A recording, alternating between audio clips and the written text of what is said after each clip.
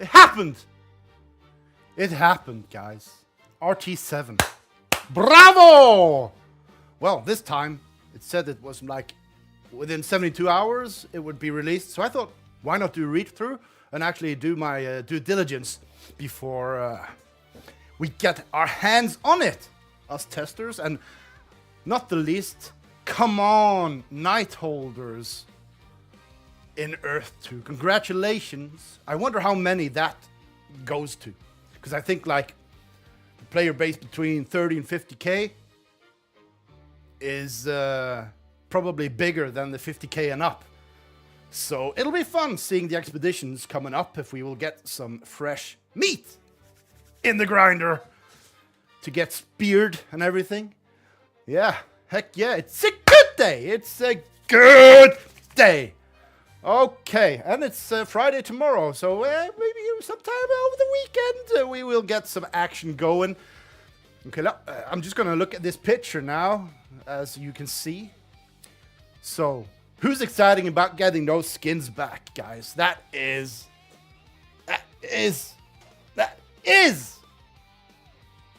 fantastic. I'm looking forward to wearing my precious skins. My precious. Yes. I'm gonna wear them and tear them. I'm not gonna make a t-shirt again. Ever. Ain't gonna happen. Unless it's a cool one. And not just a grey, boring one. So yeah. Here we are. I thought let's do a read-through. I have no idea how long it's took. I haven't checked it or anything, so it's the first time for me. It's the first time for you. Okay, let's check out some of the pictures on the teaser pic. Okay, campfire and logs.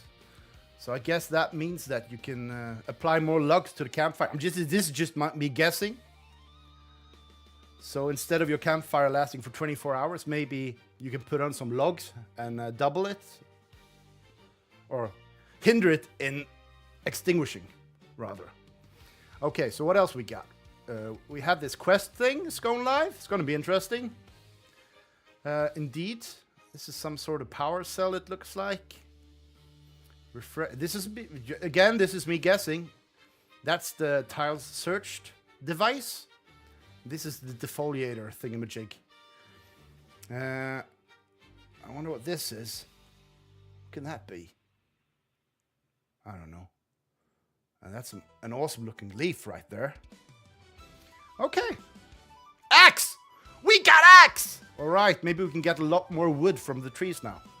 Again, me guessing. Me guessing. What's this?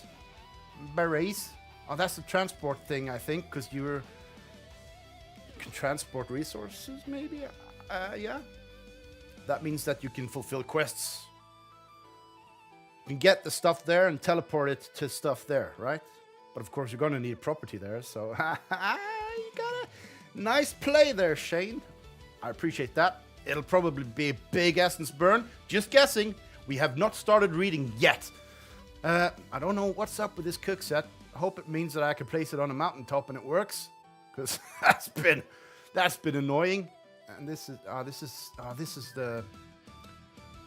the teleportation device, probably cell sort of thing. Probably another burning of essence involved with that. I hope. And again, the skins. What's this mean? What does this mean? Mouse plus 1 to 8.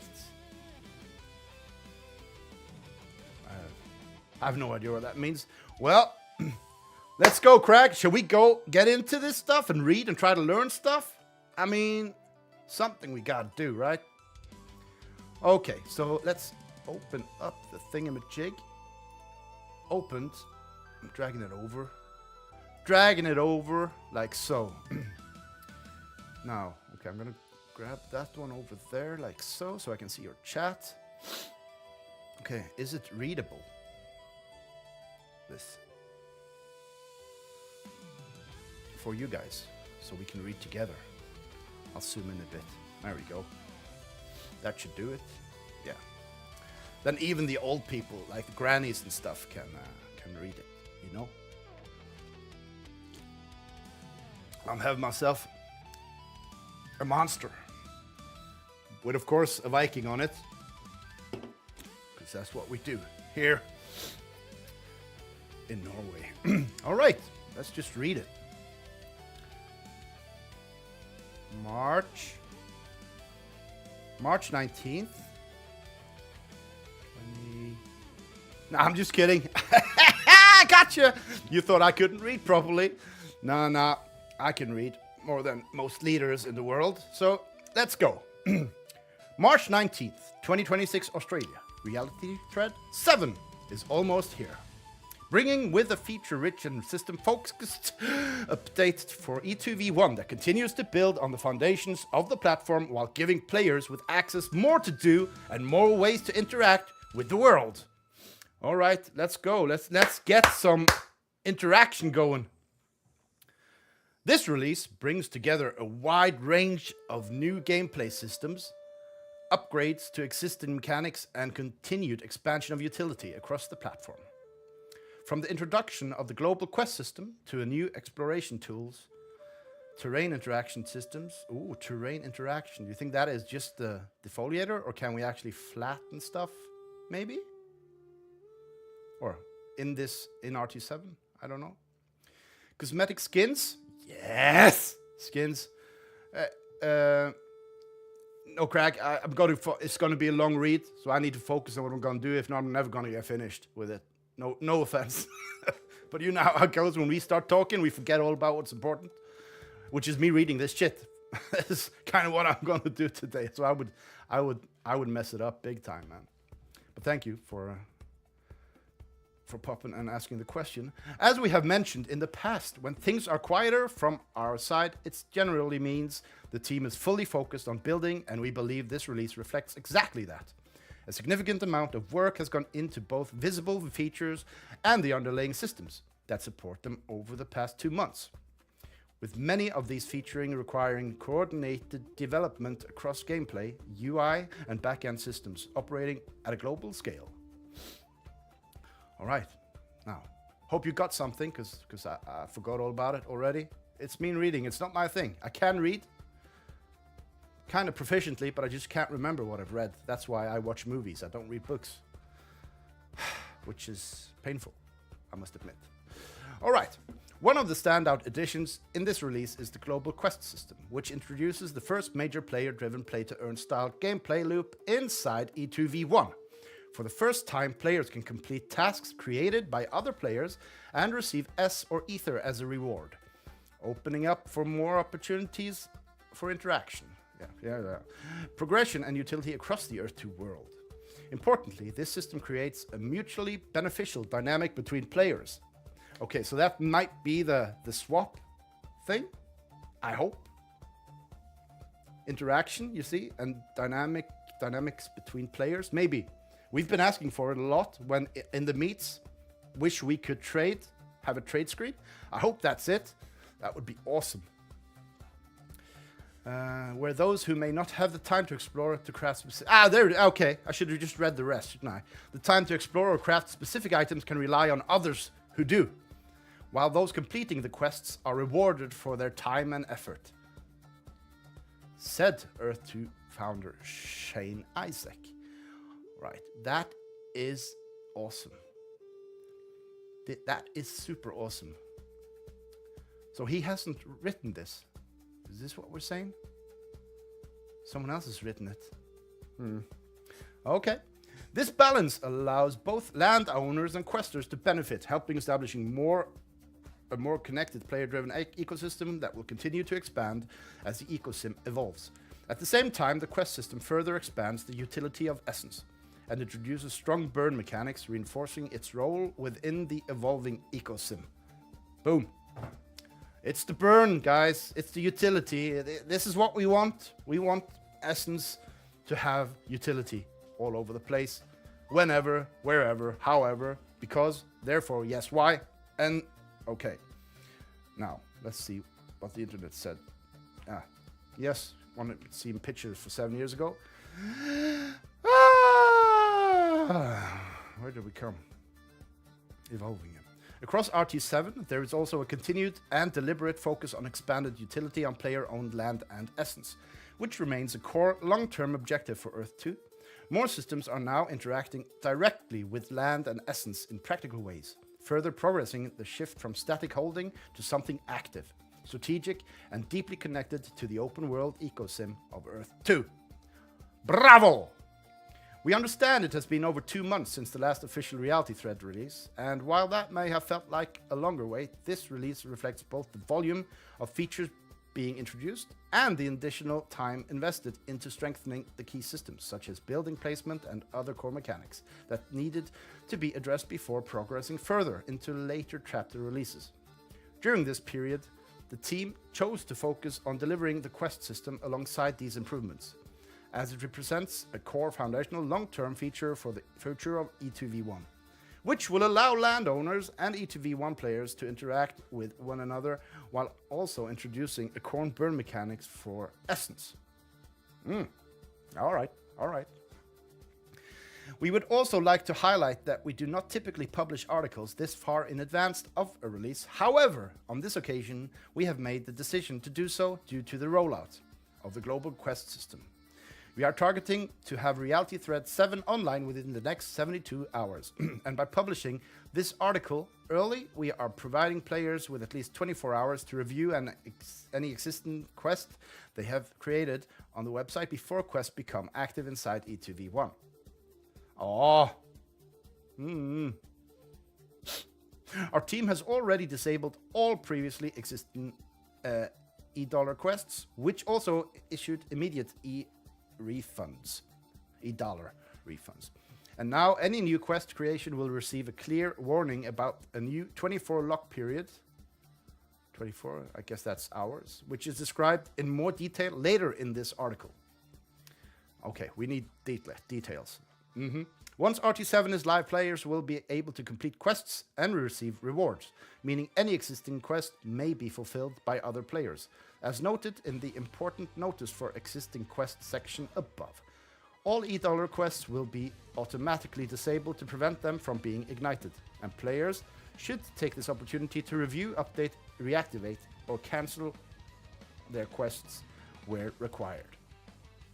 RT7 introduces a wide range of featured and its very large pre-alpha update. And as with all major E2v1 updates, there may be issues or unexpected behavior during the rollout of new features. However, as we've consistently demonstrated with every historic Reality Thread released to date, our team will identify, address, and solve any such issues while continuing to refine systems and enhance the overall gameplay experience as development progresses. Yes, we've seen this. They're quick with fixing things that arise when new stuff is released. But good. Please give our team understanding and space to work through any issues if they arise. Yes, we will always give you the time you need to give us new stuff. Don't worry about that.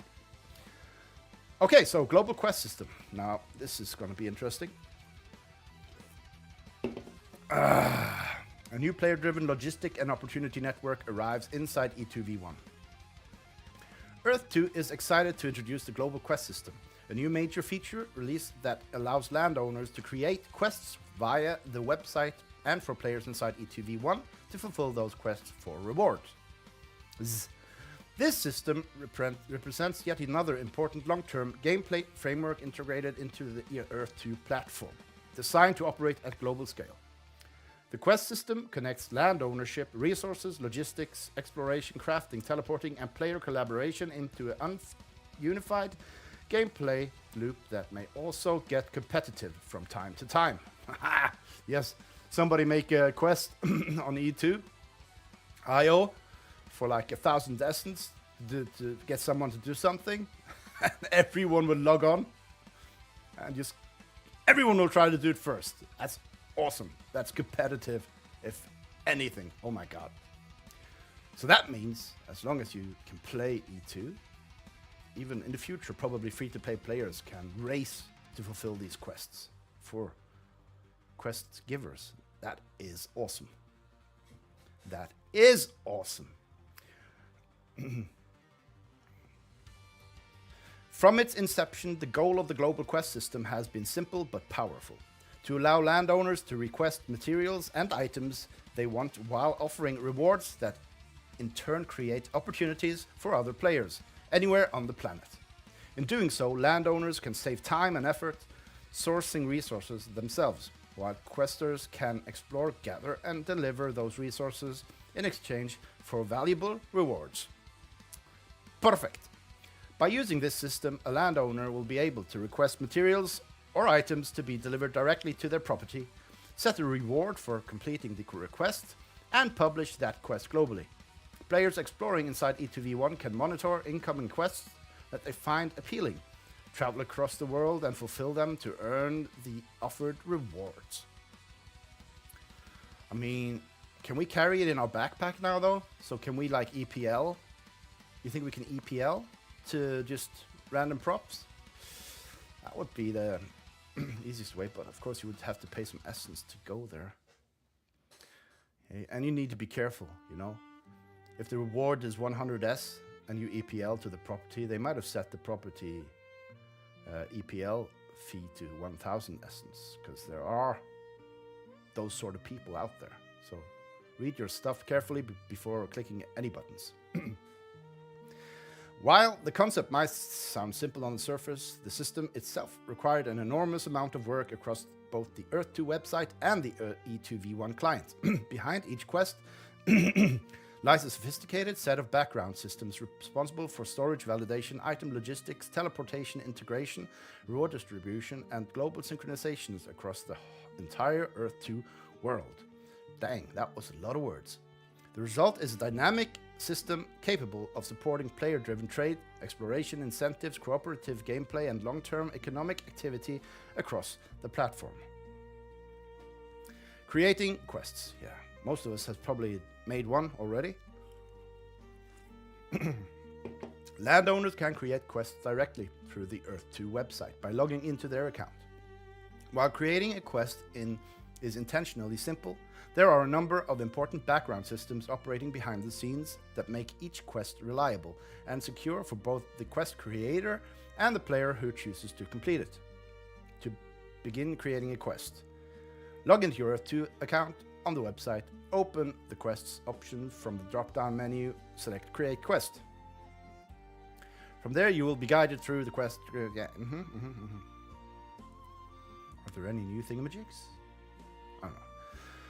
The first step is selecting the material or item you wish to request. Not every item in RT2 will always be available in this list. The available options may evolve over time depending on gameplay systems, resource balance, and items availability. Okay, that was a comma. Availability. There we go. Players are encouraged to check back periodically if an item they wish to request is not currently available. Once you have selected the desired item or material, you can then choose the property where the delivery must occur. Simply search for and select one of your properties to act as the quest delivery location.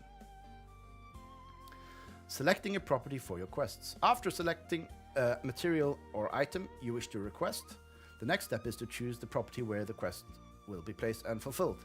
This is the location that will receive the items once the quest is completed by another player.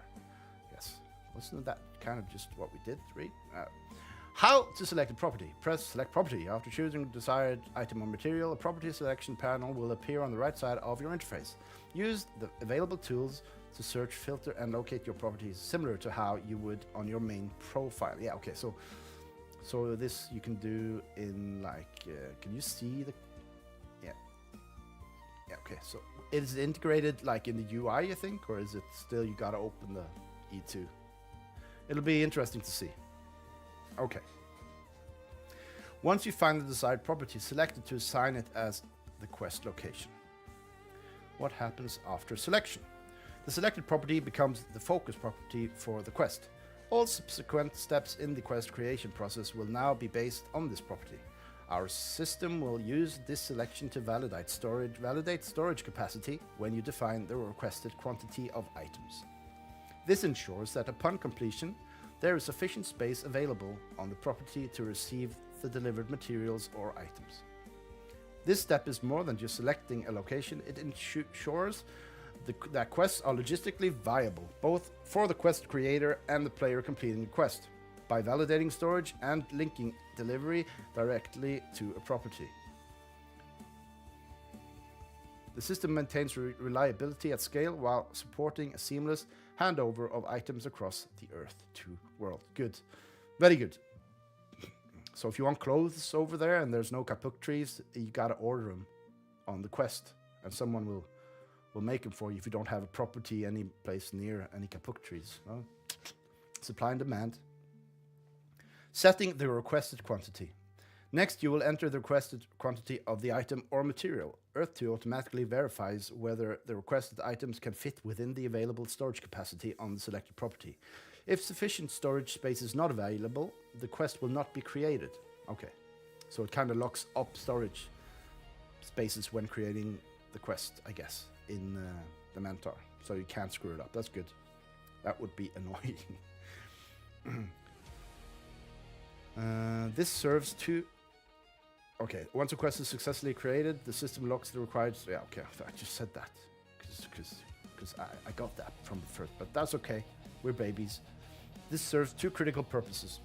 Guarantees the quest creator that space will be available for delivery. It assures questers inside E2V1 that if they complete the quest... Oh my god, I just thought of something. You think that those people where their storage in the Mentor is not 100, that they might have made a quest, and that has already been like a thing? that would be typical. As additional building types and storage systems are introduced to the platform, the quest system will expand alongside them to appropriate new platforms or property-based storage. Quest type and reward systems. The global quest system currently supports 3 different quest types, each offering a different reward structure. Oh, I like the $E quest thing. That's nice. That means that free-to-play players can maybe do quests and get some $E and buy some land. That's awesome! Awesome! Essence quest. The first time is the Essence quest. This allows landowners to offer Essence as a reward for completing a quest. Introducing Essence-based quests represents a major expansion of Essence utility within the Earth 2 ecosystem. Instead of being used purely for platform systems or staking-related activities, Essence can now directly power player-driven gameplay opportunities and global resource logistics. Players exploring E2V1 can accept these quests, deliver the requested materials, and receive Essence rewards instantly upon completion. Over time, this system will play a key role in strengthening Essence as a core gameplay currency across Earth 2. Excellent. Ether quests. The second option allows quests creators to offer Ether as a reward. Ether is significantly harder to obtain than many other resources. It is currently acquired primarily through mining on properties or through raiding activities, making it a valuable asset for many players. For players who do not own land or who only control a small number of properties, quests offering Ether may be especially attractive. Completing these quests provides an alternative pathway to acquire Ether for important gameplay utilities, such as character synthesis and character revival. Yes, that is important. Both of these are critical mechanics within E2V1 and require Ether to perform. Even if a player completing the quest does not require Ether directly, it can still be converted into Essence, providing additional flexibility. Because of this, landowners with significant Ether reserves may find that their quests receive strong attention from questers when the reward is attractive.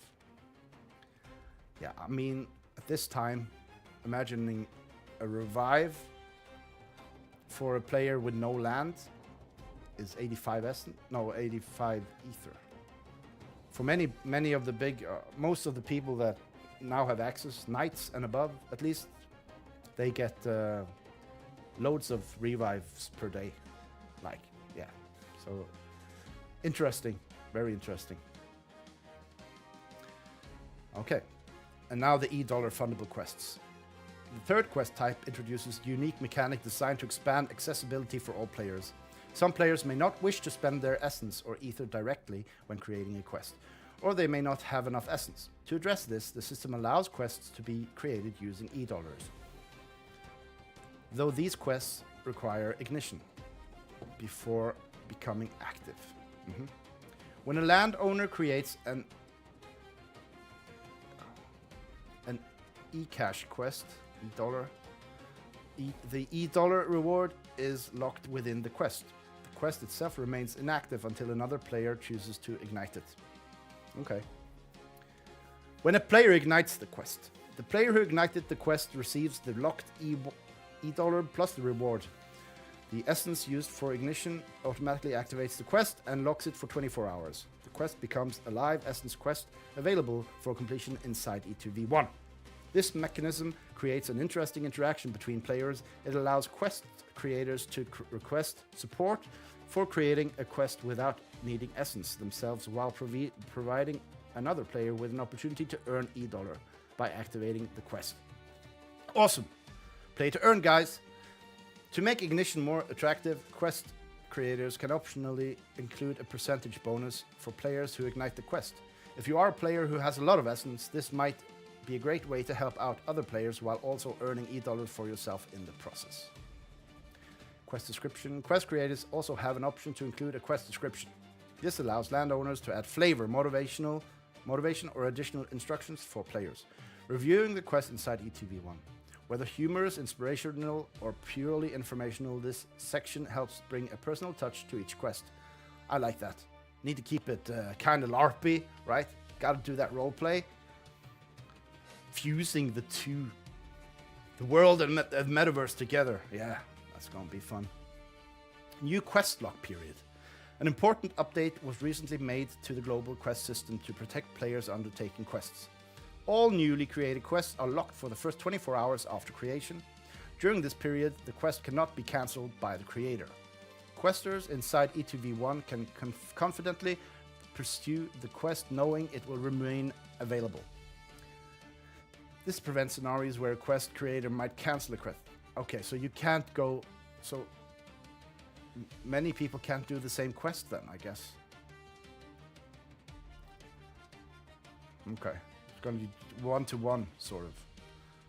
Okay, I hope there will be other options in the future where it'll be competitive in the way that, like, in-game. This quest, whoever does it first gets the prize. Yeah. This prevents scenarios where a quest creator might cancel a quest immediately after a player has already invested time traveling towards the destination. After the 24-hour lock period expires, the landowner may cancel the quest at any time if desired, or leave it up until the quester fulfills it. Remember, questers will be able to see the age of the quest and decide whether they are comfortable completing older quests that may be cancelled. Viewing quests on the website.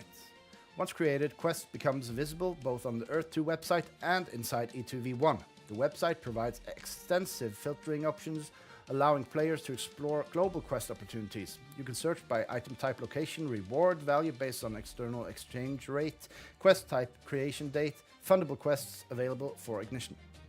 Landowners can also use the quest listings on the website to better understand the broader market by reviewing the types of quests being created, the quantities requested, and the rewards being offered by other landowners. Okay. This can be particularly useful when setting competitive quests rewards for identifying fundable quests that may be of interest to Ignite. It is important to keep in mind that quest pricing can vary depending on factors such as location, teleport fees, and local availability of materials. Landowners can also track their own quests through the My Quest section, which lists all active and completed quests as they have created. Quest rewards and essence burn. An extremely important aspect to the global quest system relates to how essence rewards are distributed when a quest is completed. Okay, this is the burns, alright? For all essence-based quests, the reward is divided in the following way. 75% of the reward is paid directly to the player completing the quest. 25% of the reward is flagged for burn. Nice! Burn it! This means that every time an Essence quest is successfully completed, a portion of the essence used to fund that quest is designated to be removed from supply as part of E2's broader burn mechanism.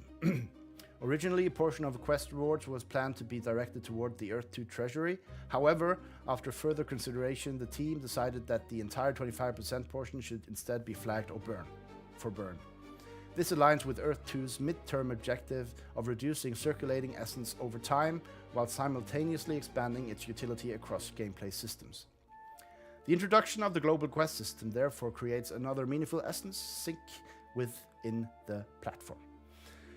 As players create and complete quests, essence is actively used to power player-driven activity, while a portion of that essence is earmarked for removal from supply.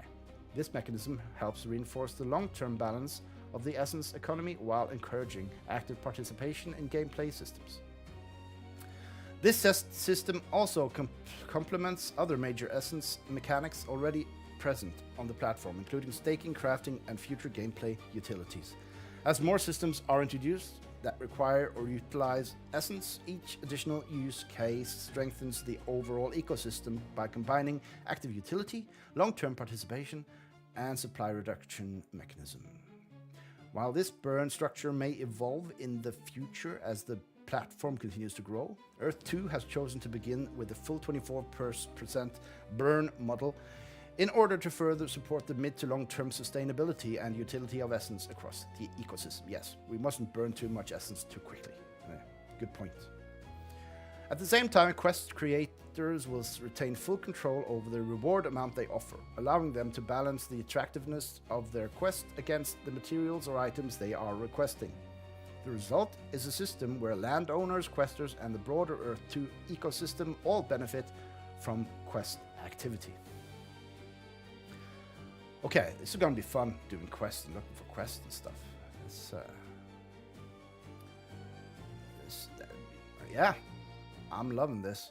Developer logged, website global quest system. The global quest system required coordination across multiple terms and touches by many core systems inside both the Earth 2 website and E2 V1, while the end experience is intentionally straightforward for players. The implementation behind the scenes involved a significant number of interconnected systems working together. Below is a closer look at some of the work completed by various teams to bring this system online. There's so much to read. System design. Designing the quest system required careful planning to ensure it would remain useful not just for the present, but as a long-term gameplay framework operating at global scale. The design team focused on designing a player-driven logistics system that connects land ownership, resource gathering, and player movement across the Earth 2 world. Creating a structure that allows landowners to request resources without needing to leave their properties. Ensuring that players without land will have opportunities to participate through exploration, collection, and delivery. Designing multiple reward structures, including Essence, Ether, and fundable E-dollar quests. Expanding the utility of Essence S by embedding it directly into a core gameplay loop. Introducing and integrating the S-burn mechanics through quest rewards to support long-term economic balance. Developing the ignition system allows quests to be activated by the players. Balancing incentive to ensure quests remain attractive for questers while practical and efficient for landowners. Designing the 24-hour quest protection window to protect questers from sudden cancellations. Ensuring property selection, storage, validation, and delivery systems are reliable and scalable across a global environment. Creating a system capable of supporting future gameplay systems, expanding quest types, and deeper player-driven interactions. The overall design philosophy was to create a system that encourages movement, exploration, trade, and cooperation across the Earth 2 world, while also strengthening the role of land, resources, and essence within the evolving ecosystem. Okay. Back-end engineering. Now this is when I don't function anymore. Back-end engineering. A large portion of the work took place on the back end where the core quest infrastructure was built. Key back-end system included building the global quest database capable of handling large numbers of simultaneously active quests, implementing storage validation logic to ensure items will deliver through quests always have reserved storage space. Creating the storage locking system which reserves property storage while quest remains active. Integrating quest creation with property ownership systems. Building reward distribution systems for essence and ether payouts. Implementing reward split logic and to correctly allocate rewards between questers and S flagged for burn. Integration S burn flagging systems to ensure all applicable portions of reward are correctly recorded for burn. Isn't that the same sentence? Sort of?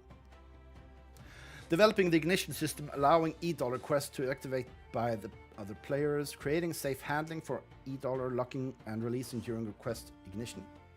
Developing quest cancellation logic, including the 24-hour protection window. Building APIs, allowing the E2V1 client to retrieve real-time quest data globally. Ensuring quest completion triggers secure item transfers and reward payouts. Implementing validation and anti-abuse checks to ensure quest completion requirements are met legitimately. Synchronizing quest state across the website and E2V1 environments in real time. Because quests operate across a planet-sized world, backend systems needed to be optimized to handle global-scale data queries, concurrent interactions with updates in real time. Website development. The website required FE development to support and integrate quest creation as managing tools. Work included creating the quest creation interface with the website dashboard, developing item selection and searchable resource lists, integrating property selection tools for every locations, including filtering and search functionality similar to the main profile view. Implementing quest configuration fields, including quantities, rewards, and descriptions, proving a clear feedback and validation for property selection and storage capacity during quest setup. Creating a quest listing and filtering systems, adding filters for item types, locations, rewards, and quest types, building the fundable quest interface for ignition mechanics, including clear visibility of ignition opportunities. Creating the My Quest dashboard, allowing players to track their active and completed quests. Displaying real-time quest data retrieved from backend systems. Presenting reward values and quest details clearly to help players make informed decisions when created or reviewing quests. The goal of the website tools was to keep the quest creation simple while supporting a wide variety of configurations, while also giving players visibility into the broader quest landscape and emerging player-driven demand across the platform. Okay, the quest link. Okay, so that's a rune, actually. You need to craft it, possibly? E2V1 gameplay integration and the quest link.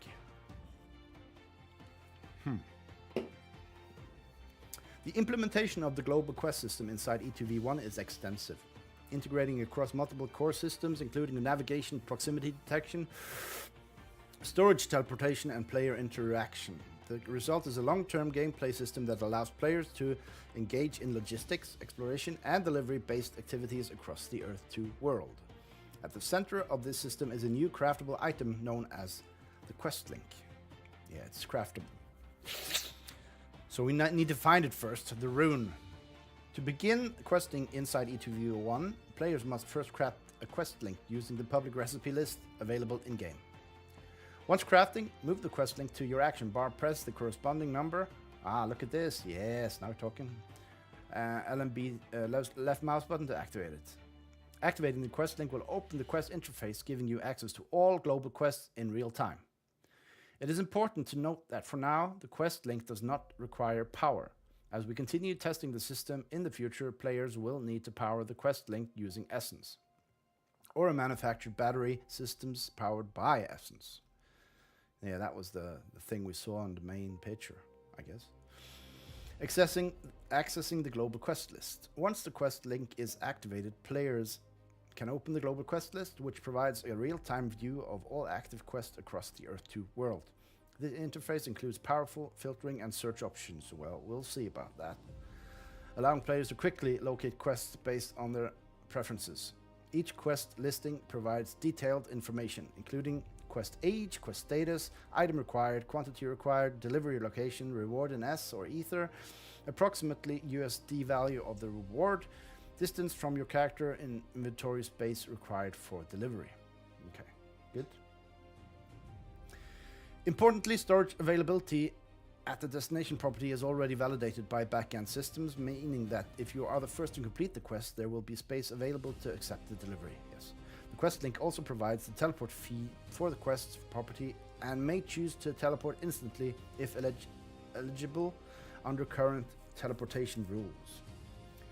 Okay, understanding distance and navigation. Distance to quests may sometimes be displayed in megameters. Okay, instead of like 1,000,000 kilometers.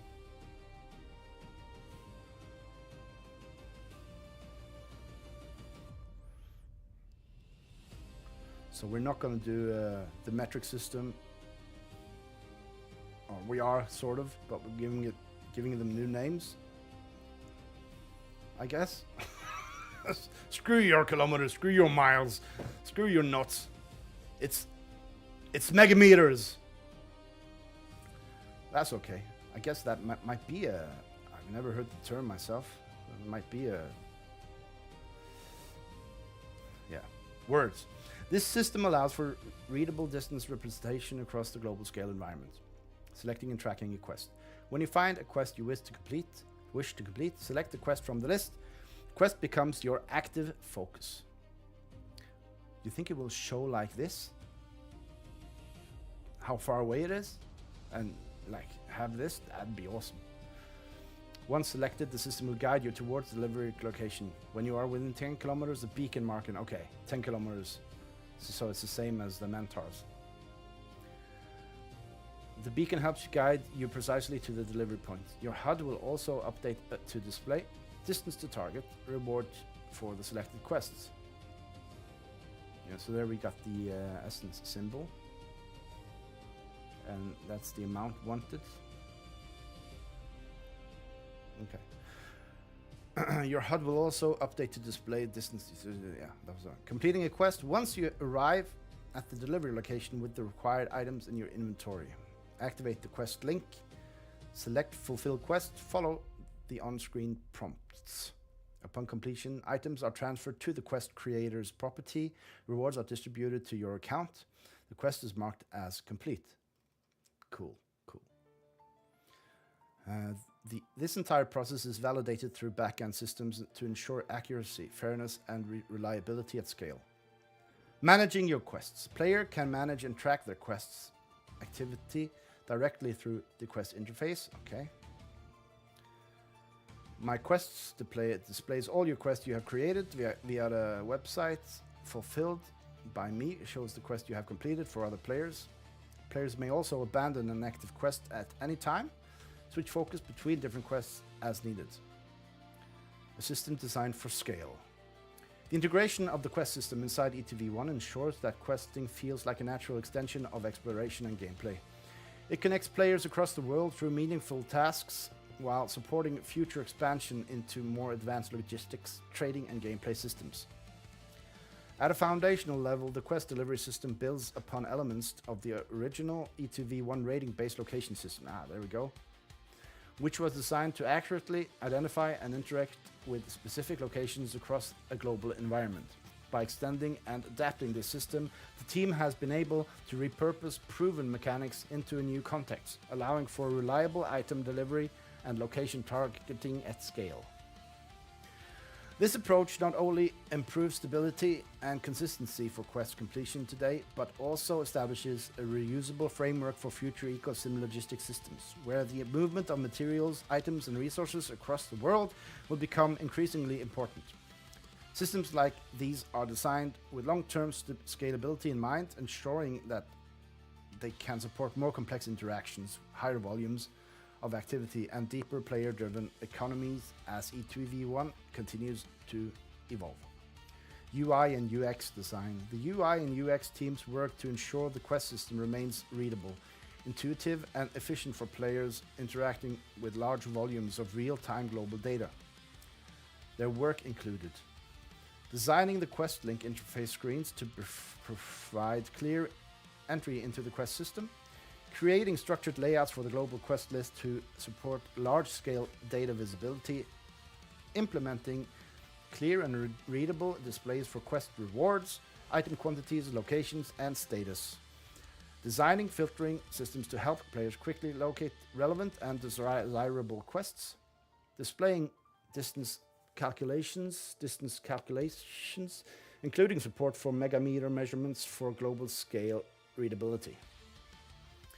Creating HUD elements showing active quest distance and reward information in real time, ensuring quest information remains readable and accessible while players are moving, navigating, or interacting in the world. Yeah, so it'll always show what you are doing. That's good. Presenting reward values and key data points in a way that allows players to make quick and informed decisions. The objective was to present complex, globally sourced data in a format that is easy to understand, quick to interact with, and scalable as quest activity increases across the platform. Testing and iteration. Before release, the quest system underwent extensive testing across both website and E2v1 environments. Testing focused on verifying storage reservation and locking systems across different system property types, testing quest creation and configuring flows through the website, ensuring reward payouts for S and Ether function correctly, including burn flagging where applicable, verifying integration between quest systems and teleportation mechanics, testing navigation systems including beacon activation and delivery point accuracy, ensuring quest cancellation rules and protection windows operate correctly, confirming inventory validation and item delivery process during quest fulfillment, validating system performance and consistency across a global scale environment. As with most large Earth-2 systems, this represents the first iteration of the global quest system. The team will continue to monitor performance, player behavior, and system usage, and will refine, expand, and improve the system as it begins operating at scale. Example quest scenarios. To help illustrate how the global quest system may be used in practice, here are several example scenarios showing how landowners and questers may interact through the system. While these are only examples, they demonstrate the wide range of opportunities the quest system can create across the Earth-2 world. Supplying materials for crafting. A landowner may need materials to craft new items, but may not have access to the required resource nearby. Instead of traveling long distances to gather those materials themselves, they can create a quest requesting delivery of the items. For example, a landowner creates a quest requesting a set of materials to be delivered to their property and offers the essence as a reward.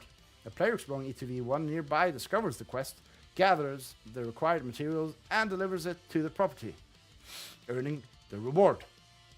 This allows landowners to acquire needed materials, while questers can earn rewards gathering and delivering them. Yes, we love this. Ether acquisition opportunities. Some players may need Ether for critical gameplay functions such as character synthesis or character revival, but may not have the properties capable of generating it.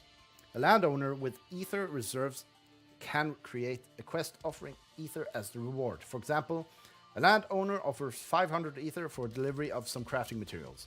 Players looking to obtain Ether may prioritize completing that quest due to the value of the reward. Even players who do not need Ether immediately may still complete the quest and later convert the Ether into essence. Funding opportunities through quest ignition. The ignition system creates opportunities for players to participate in quests driven even if they are not the original quest creator. For example, a landowner creates a quest requesting a glider, offering a reward in essence, in $8. Another player sees the quests listed as fundable and decides to ignite it. The igniting player receives the $8 reward while their essence activates the quest as a live essence quest that questers can complete, earning the essence reward, and the landowner who created the quest gets their glider. This system creates an additional layer of interaction between players while also helping expanding essence utility across the platform and increase essence burn. Preparing for exploration and gameplay. Players can use the quest system to prepare for the game time inside E2v1 by stocking up on important items and materials needed for exploration and upcoming gameplay systems. For example, a player preparing for a community meetup, long-range exploration and upcoming gameplay may create several requesting materials requested to craft items such as meals, gliders, spears, shields, clothes, and other essential equipment. Cool. This is what we've been talking about in our tester meets. Questers can fulfill these requests while earning rewards, allowing both sides to benefit while helping players prepare for activities as minigames, hordes, gardening, and more. Unlocking value through upgrade chips. The quest system can also support players looking to gain strategic advantages through future systems such as upgrade chips. For example, a player looking to reduce the cost of land upgrades may create quests requiring materials or items required to obtain specific upgrade chips, which provide discounted upgrade benefits when used.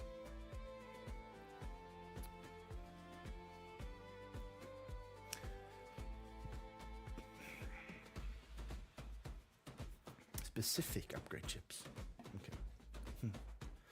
Questers can then supply these materials while earning rewards, while the quest creator gains access to meaningful progression advantages as these systems become more relevant around the time of hordes with the introduction of blue energy. This further reinforces the mutually beneficial nature of questing. Supplying property-based shops and kitchens. Ooh. The quest system can also support players preparing to stock items for future property based on shops and kitchen systems. For example, a player planning to operate a shop or kitchen on their property may create several quests requesting items or materials they wish to offer, such as food, ingredients, tools, or other useful equipment, depending on their location and target players. Questers can fulfill these requests while earning rewards, while the property owner builds up inventory to provide convenient access to items for other players in the area. As shop and kitchen systems expand, this creates opportunities for location-based supply and demand, further the strengthening of the player-driven economy. Yes. Endless opportunities. These examples highlight just a small portion of what is possible with the global quest system. At its core, the system enables players to create opportunities for another across the Earth 2 world, connecting those who need resources, items, in progression with those willing to explore, gather, and deliver. From sourcing materials for crafting, acquiring ether, preparing for exploration and gameplay, unlocking advantages through upgrade chips, or stocking shops and kitchens for other players. The quest system supports a wide range of player-driven activity. Each interaction reinforces a mutually beneficial relationship between the landowners and questers, while also expanding the practical utility of land resources and essence within the ecosystem. As more features come online and access to E2v1 expands, these opportunities are expected to grow significantly. Systems such as hordes, gardening, advanced crafting, property development, shops, kitchens, and future logistics will continue to increase demand for items and materials across different locations, naturally driving more quest creation and completion. Over time, the global quest system is expected to evolve into a key layer of player-driven coordination, supply and demand, and gameplay interaction, helping shape a more connected and active world where players not only explore and build, but also rely on each other to progress. We are talking proper metaverse here. Closing thought. The global quest system has been one of the more ambitious gameplay systems developed for Earth 2 to date. While the concept of players creating requests for other players may sound simple on the surface, implementing such a system across a 1.1 scale digital Earth required extensive work across both the website and E2v1 client. From the beginning, the team needed to ensure that the system could operate reliably at a global scale while interacting with multiple existing and future systems. Every quest connects with core components of the platform, including property ownership, storage capacity, inventory logistics, teleportation rules, navigation systems, reward distributions, and real-time global data synchronization. One particularly complex challenge involved ensuring that storage capacity would be safely reserved for quests across thousands of properties simultaneously. When a quest is created, the system must guarantee that enough storage space will still be available for delivery when a player arrives, even if other activities are occurring on that property at the same time. Achieving this required the development of a storage locking system capable of operating consistently across a world spanning over 510 million square kilometers. Another major focus during development was ensuring that the quest system integrates naturally into the E2V1 gameplay experience.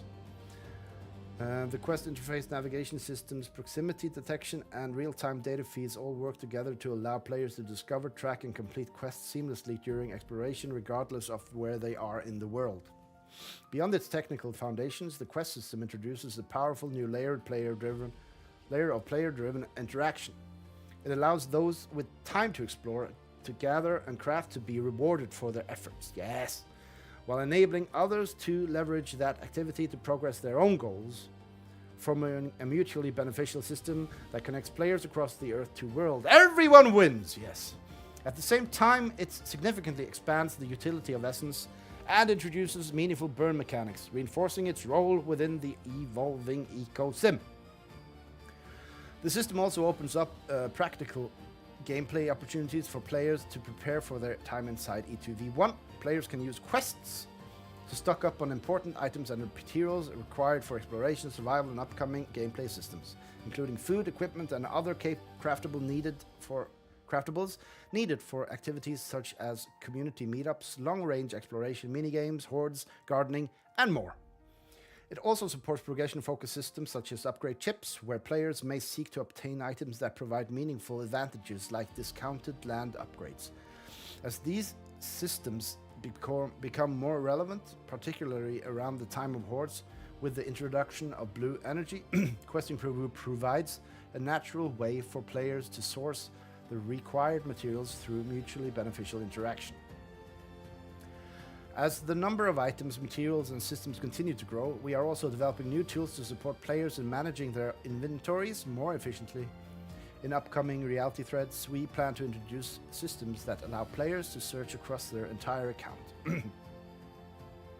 including all properties and characters, making it significantly easier to locate and utilize items across the platform. This will play an important role in managing larger portfolios. Well, I'm happy I have like 350 avatars standing by all over the place. Because of this, the quest system has also been designed with the future in mind. As additional building types, storage mechanics, shops, kitchens, and resources and gameplay systems are introduced, the quest framework will expand alongside them. New item categories, new forms of rewards, and deeper logistical mechanics that can all be integrated without requiring fundamental redesign. Yeah, Maiden, all of them are fat. I seldom read them. But I think since we had like days between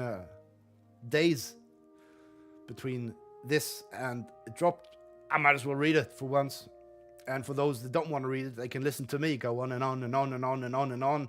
And it repeats itself a number of times. So we should be able to remember some of it.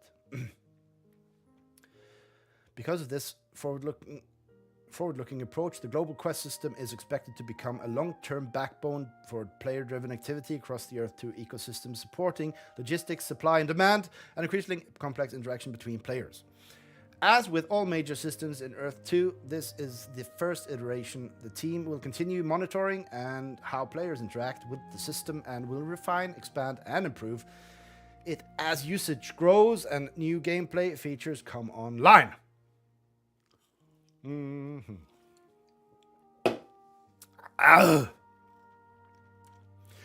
Yes! We got the skins coming in! Oh my god. Yeah, it's hard, man. It's hard. Oh, miss. I don't know, man. Come on. Full body cosmetic skins arrive in Earth 2v1. Oh, I missed that. Imagine all the content we can create when we have some juicy skins on us. Oh yeah. Shorts are coming up. Another major feature arriving with RT7 is the first official access to full-body cosmetic skins inside E2v1. This is an exciting milestone for Earth 2 because it brings one of the long-discussed parts of the blueprint system into active use inside the world itself, allowing players to apply cosmetic identity to their characters in a way that is officially supported in multiplayer. For this first stage, I hope they say something about the skin store. Let's see. For this first stage, an originally planned Earth 2 is beginning with full body skins. This is a significant first step. But it is not the end goal.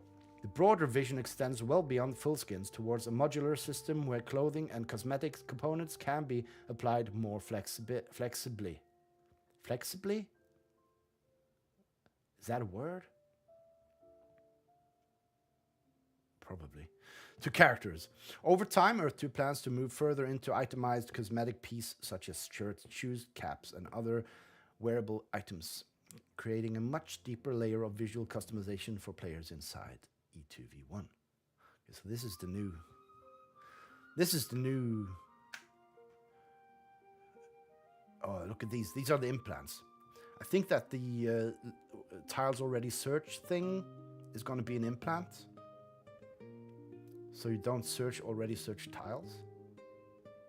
Yes, that was a teleport cargo implant. Interesting. Implant. A teleport so do you think you need to implant this in your body and then teleport? With it inside you. You stuff it. Yeah, you stuff it. Oh, shit. Okay. Unlocking skins for your character. As has been the plan from the original introduction of skins, to apply a full-body cosmetic skin, a character must first meet the required base condition. Okay, so we can't just wear them. Sneaky! In RT7, that means that the character must have all 4 crafted clothing items equipped before the skin can be applied. Okay, good. Once these base clothing items are equipped, the character becomes eligible to apply a full-body cosmetic skin. This requirement integrates a cosmetic system with existing gameplay mechanics, such as ensuring characters have the necessary base equipment before cosmetic customization becomes available. That's okay. That's okay. I don't mind that. Yeah, look, it's implanted. He stuffed it. He stuffed it. Gonna see the avatars walk like this. Yeah. Once you have the 4 core crafted clothing items equipped, press the green plus icon located at the top of the avatar display element. Yes, I see it. I kind of wanted to point with my finger, but it's this one. So when you have all the 4 items, you can equip one of your skins. Here they are. Look at them, ready to go. A list of the available cosmetic skins owned by your account will then appear. Once you have selected a skin, press select and then spawn avatar.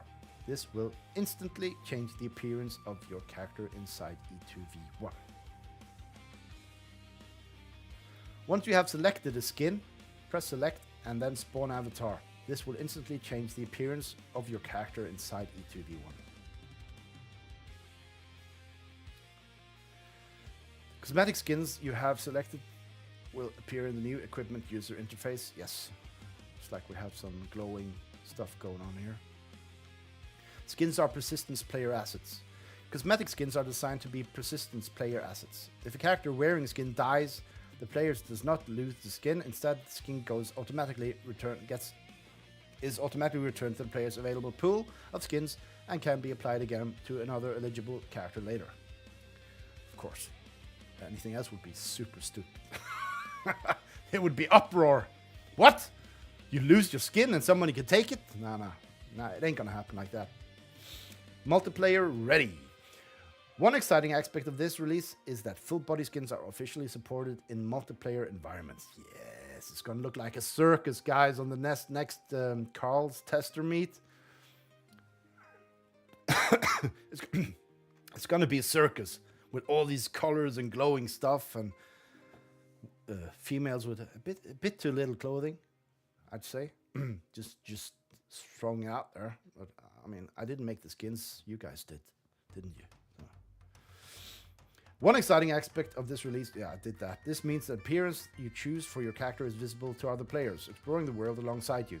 As more skins are introduced, the world will naturally become more visually diverse as players express their identity through different appearances. Awesome.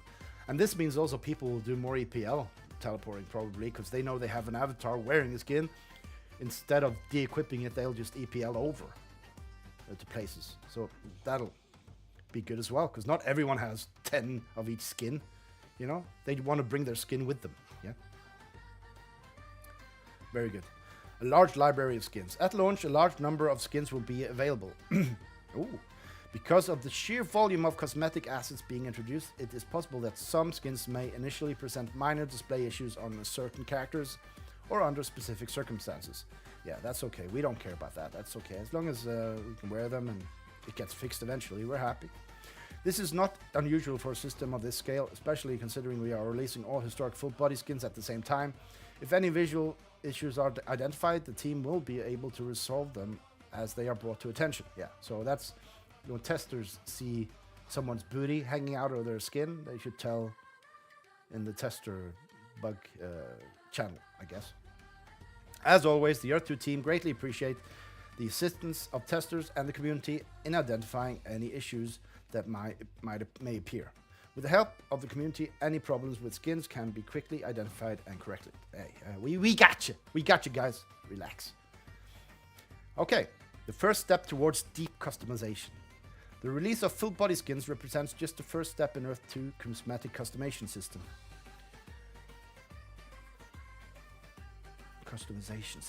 In the future, cosmetic options will expand beyond the full body skins to include individual clothing items, allowing players to customize characters in far greater detail. Gameplay systems will eventually allow players to customize skins themselves, opening the door to extremely unique visual appearances created through in-game mechanics. So in the future, people will be able to create their own skins in the game. I don't know exactly how much they will be able to do themselves. Can we upload stuff? Like that sort of thing? That would be awesome. But anyway, people will make clothes and people will buy them. Which, again, bang! Play to win, play to earn. Yeah.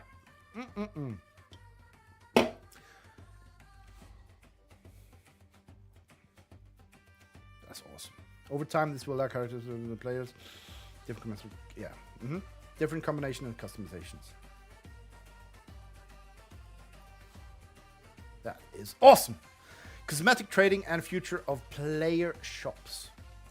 Cosmetic skins will also play an important role in the future play-driven economy. With the introduction of property-based shops, players will eventually be able to sell skins and other cosmetic items directly through shops located on their land, or land as belonging to other players. The initial entry-level shop system will not support skin trading immediately. However, as owners upgrade and build more advanced shop structures through the ecosystem, they will gain the ability to list and sell cosmetic skins along with other items. This will allow players to begin trading cosmetic items with one another, creating another layer of player-driven commerce across the ReadThrough ecosystem. Awesome! A milestone for character identity. The introduction of full-body cosmetic skins marks an important milestone in the ongoing evolution of characters inside E2v1. As the cosmetic system continues to expand with new skins, wearable items, and customization tools, players will gain increasing control over their characters how their characters appear within the world. RT7 represents the first step in that journey, bringing personal visual identity into E2v1 and laying the groundwork for a much deeper cosmetic ecosystem in the future. Changing skins. Oh, just my back. Oh, yeah. Changing skins during the game session. For the initial release of the cosmetic system in RT7, players will have a high degree of flexibility when experimenting with skins. Cool. At this stage, players will be able to change their character skins during a game session as many times as they like. Oh, yes! That's good for content. That's good for content. Love it. This behavior differs from many other platforms of games where players typically choose a cosmetic appearance at the start of a session and cannot change it again until that session ends. Okay, so we'll be able to do it now for free, but in the future probably we'll be able to have an implant, right? Yeah, something like that. Supporting in-session skin switching required additional work to ensure the cosmetic changes are synchronized directly into the multiplayer environments. When a player changes their skin, that change must propagate correctly to other players in the vicinity so that everyone sees the updated appearance in real time. Whew. For the current stage of testing and early gameplay development, allowing flexible skin switching helps players experiment with the system while also helping the team identify potential display issues across different skins and character states.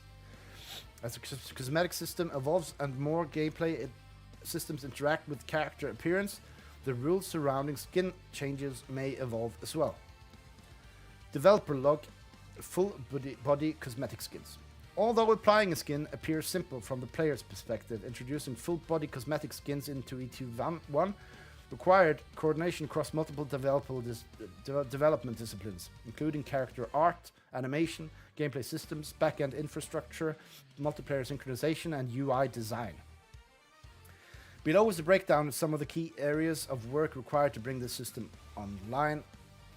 Character art and asset pipeline. The character art team is needed to prepare a large library full of body skins that were suitable for use inside E2V1. This involved several stages, including concept development and visual direction for skin designs, high-resolution character modeling, creation of optimized low-polygon models for game use, UV mapping and texture baking, creation of material sets and surface detail structures, preparing assets for efficient rendering inside E2V1. The goal was to ensure skins are visually appealing while remaining efficient enough to render smoothly within a multiplayer environment.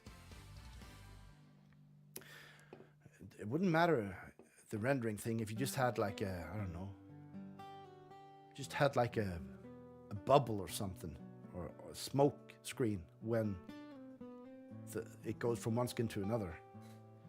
Yeah, so something. Rigging and character integration.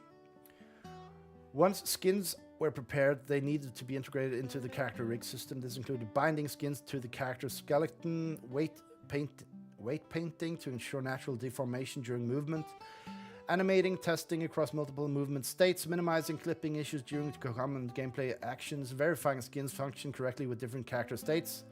So I guess we can glide with skins now. We couldn't in the beginning. And ensuring that skins behave naturally during character movement is critical for maintaining immersion and preventing visual errors. Yes, that is true. Gameplay system integration. From a gameplay system's perspective, the cosmetic system required the introduction of rules that determine when a character is eligible to apply a skin. These systems included detecting whether the character has the required 4 crafted clothing items equipped, enabling the skin slot once eligibility conditions are met, applying and removing skins through the character interface, ensuring skins correctly override base clothing visuals while preserving gameplay equipment states. The system also required logic to ensure skins behave correctly when a character dies. If a character dies while wearing a skin, the system must safely return the cosmetic assets to the player's skin pool rather than destroying it. Yes, definitely. Backend and ownership verification system. A critical part of the cosmetic system involves verifying that a player actually owns the skins they are attempting to use. This required integration with RT2's backend systems and APIs. The backend work includes maintaining a database of player-owned skins, verifying ownership before a skin can be applied to a character, returning skins to a player's inventory pool if character dies, synchronization skin ownership across the website and E2V1 systems, preventing the duplicate use of skins beyond permitted rules. These systems ensure cosmetic assets remain securely tied to the player accounts and that ownership rules are consistently enforced. Multiplayer synchronization. Supporting skins inside multiplayer environments required additional development work. When a player applies or changes the skin, the system must update the character appearance state locally. Send the appearance updates through multiplayer network systems, ensure nearby players receive and render the updated appearance, prevent visual desynchronization between players. Because skins can be changed during a live session, the multiplayer system also needs to support dynamic appearance updates without requiring a player to connect, reconnect, or restart their session. Good. User interface systems. The UI team also contributed significant work to ensure the cosmetic system is intuitive to use. UI-related work included skin selection interfaces, display of available skins within the player's cosmetic inventory, visual indicators showing whether a character is eligible to apply a skin, controls allowing players to apply and remove skins easily, interface supporting skin switching during live gameplay sessions. The goal was to make the system accessible and easy to interact with while still integrating smoothly with existing character management systems, quality assurance and testing. With a large library of skin being introduced, extensive testing was required. Testing work included verifying skins render correctly across different characters, testing skins across different animations and gameplay actions, identifying and correcting clipping or deformation issues, testing skin behavior when characters die, verifying multiplayer synchronization of skin changes, ensuring ownership validation works correctly through backend systems. Despite extensive internal testing, the team expects that some display issues may still appear due to the large number of skins involved. Yeah, there are a bunch of combinations, that's for sure. This is where feedback from testers becomes extremely valuable. Any issues identified by the community will help the team resolve visual problems quickly and refine the cosmetic system further. Good. Building the foundations of future cosmetic systems. The release of full body skins represent the first stage of a broader cosmetic ecosystem. Future systems will build on the foundation to support modular wearable cosmetic skins, gameplay-driven skin customization, cosmetic trading between players, skin sales through advanced property-based shops. As these systems, so I guess maybe the skin store on ReadThrough might not happen, possibly. Or it shows where skins are for sale and you need to go there inside E2V1 to buy them, possibly. Yeah. As these systems are introduced, the cosmetic system will continue expanding, allowing players to create increasingly unique and personalized character appearances within the Earth 2 world. Closing thoughts. The arrival of full-body cosmetic skins inside E2V1 marks the first step towards a much deeper system of character identity and customization. While this release lays the groundwork for modular cosmetic, gameplay-driven skin creation and player trading systems in the future, it also a great movement to simply enjoy the wide range of skins now available, and the new level of visual identity they bring to characters exploring the world today. Backpack visibility option. Ah, nice. Yeah. So we don't need to wear it. That's good. Especially when wearing a cool gold skin and a raggedy backpack. To support greater flexibility in character customization, we also new option, backpack. As some skins may visually conflict with the equipped backpacks, this feature enables players to toggle backpack visibility effectively, making it invisible while still wearing its functionality. It's very good, very good. This ensures players have more control over how their character appears, allowing skins. Yeah. So you can choose not to show your backpack, but you'll still have the inventory slots on your avatar. So that's good. Now this is interesting. Teleport cargo implant. Another key feature arriving in RT7 is the teleport cargo implant, a powerful new character augmentation that introduces the ability to teleport while carrying certain items in your inventory. Ah, okay, so it's in your inventory, not in your buttocks. When crafted and implanted on a character... No, it's implanted. Yeah, it is. The teleport cargo implant allows the character to teleport while carrying non-crafted discovery items in their inventory. Okay, so that's how you deliver items, right? You go somewhere, you know, there you can find it, and you harvest it, and then you can EPL to whoever requested it in their quest, and then Bob's your uncle. There you go. Very much. Normally, teleportation restrictions prevent players from transporting items in their inventory when using the teleport network. With the teleport cargo implant installed, however, a character can bring non-crafted discoverable materials in their discovered form. Okay. So you can't craft it before. It can't be crafted, it's just the ingredients. So you bring in ingredients, and then you craft it, depending on what the quest giver wants.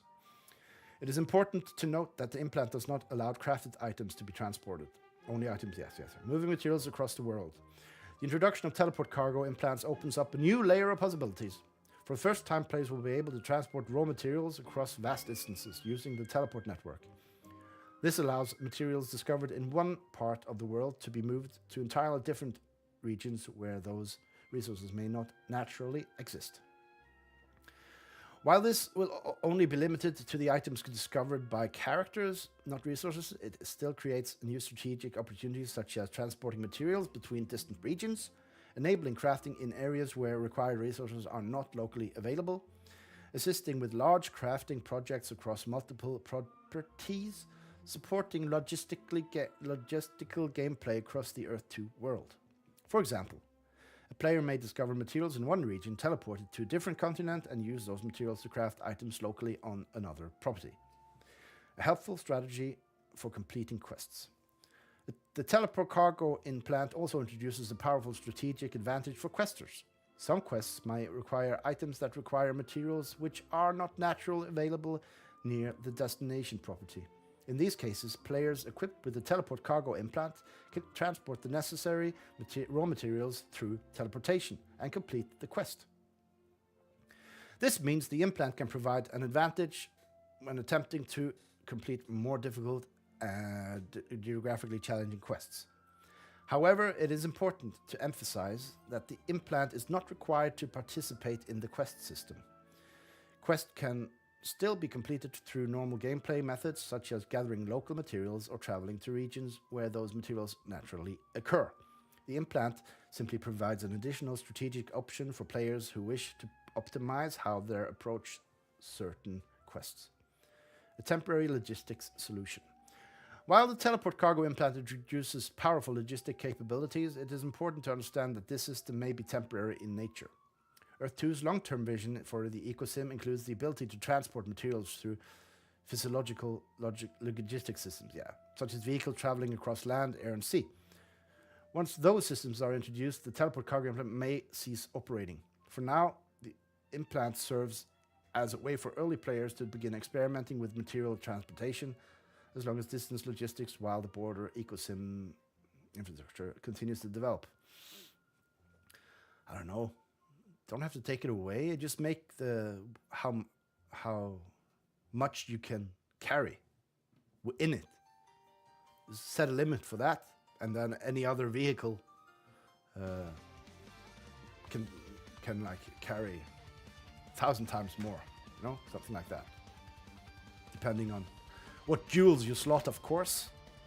Yes, grab those jewels. Essence-powered operation. The teleport cargo implant also introduces another meaningful utility for Essence. In order to operate the implant, must be injected with Essence. There we go, which powers the implant for a period of 30 days. The amount of Essence required will be dynamically adjusted based on the external market price of Essence. But at launch, the cost will be equivalent of approximately $5. Oh my god. Okay. That's a lot of Essence these days. But that's okay. Importantly, 100% of the essence injected into teleport cargo implant will be flagged for burn. Oh my god! Oh my god! How much is $5 of essence? What is the essence now? 0.01.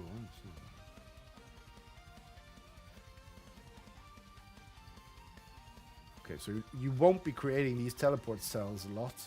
I don't think.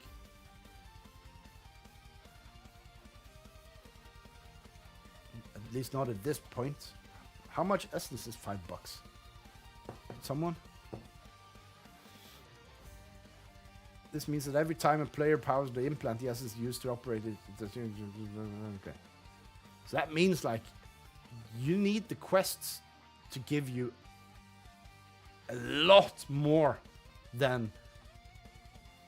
I mean, you can make one and then do one quest a day, I guess. But yeah, it's gonna be fun. It's gonna be fun. This means that every time a player powers the implant, the essence used to operate it is designated to be removed from supply, creating another meaningful essence sync with the RT2 ecosystem. Dang, that's epic.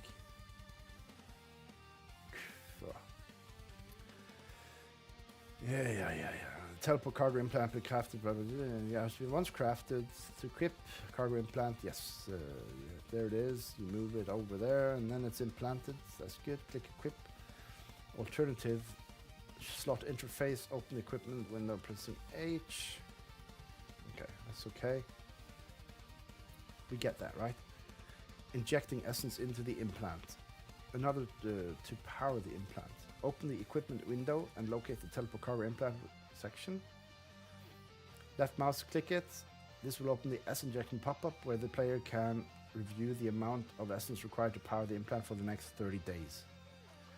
To activate the implant, left mouse button, click the inject S button. Okay, so this appeals a lot to using EPL travel more. Just one character, like Martian. You'll just make one character and then good. When the injection is completed, a confirmation message will appear in the top right corner of the screen informing the players that operation was successful. After essence has been injected, the teleport cargo implant will remain powered for 30 days, allowing the character to teleport while carrying eligible materials. The system has been created to automatically work for every teleportation of this character that actively has the implant for 30 days. Okay. Developer log, teleport cargo implant. Although the teleport cargo implant appears straightforward from a gameplay perspective, introducing the capability of required coordinate work across gameplay systems, teleportation mechanics, backend infrastructure, UI systems, and the essence economy. Gameplay system design. The first step was defining the rules around which items could be transported during teleportation.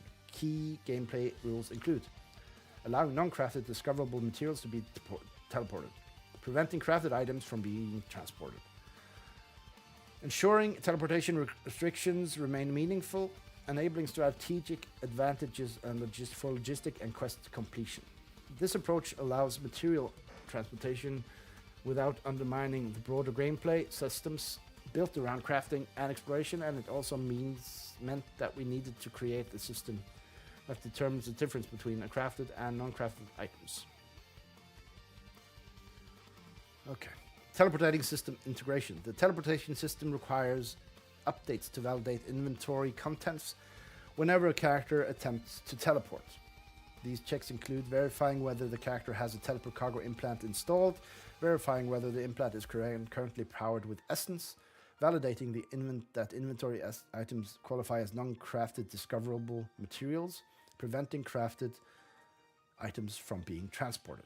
These systems ensure that teleport cargo transport behaves consistently with the game's rules.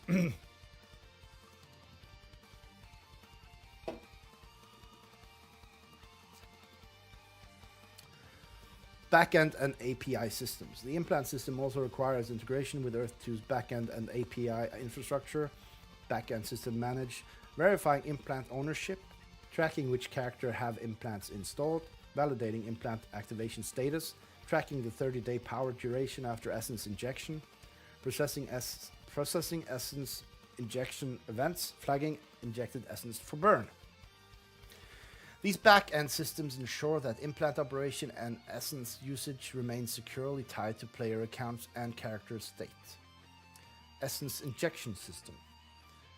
The essence injection system mechanic required both UI and back-end work. This included creating an injection pop-up interface, displaying the interface amount required for activation, enabling players to inject essence into the implant, confirming successful injection events to the player, synchronizing the implant power state with back-end systems. Once injected, the back end begins tracking the 30-day operational period for the implant.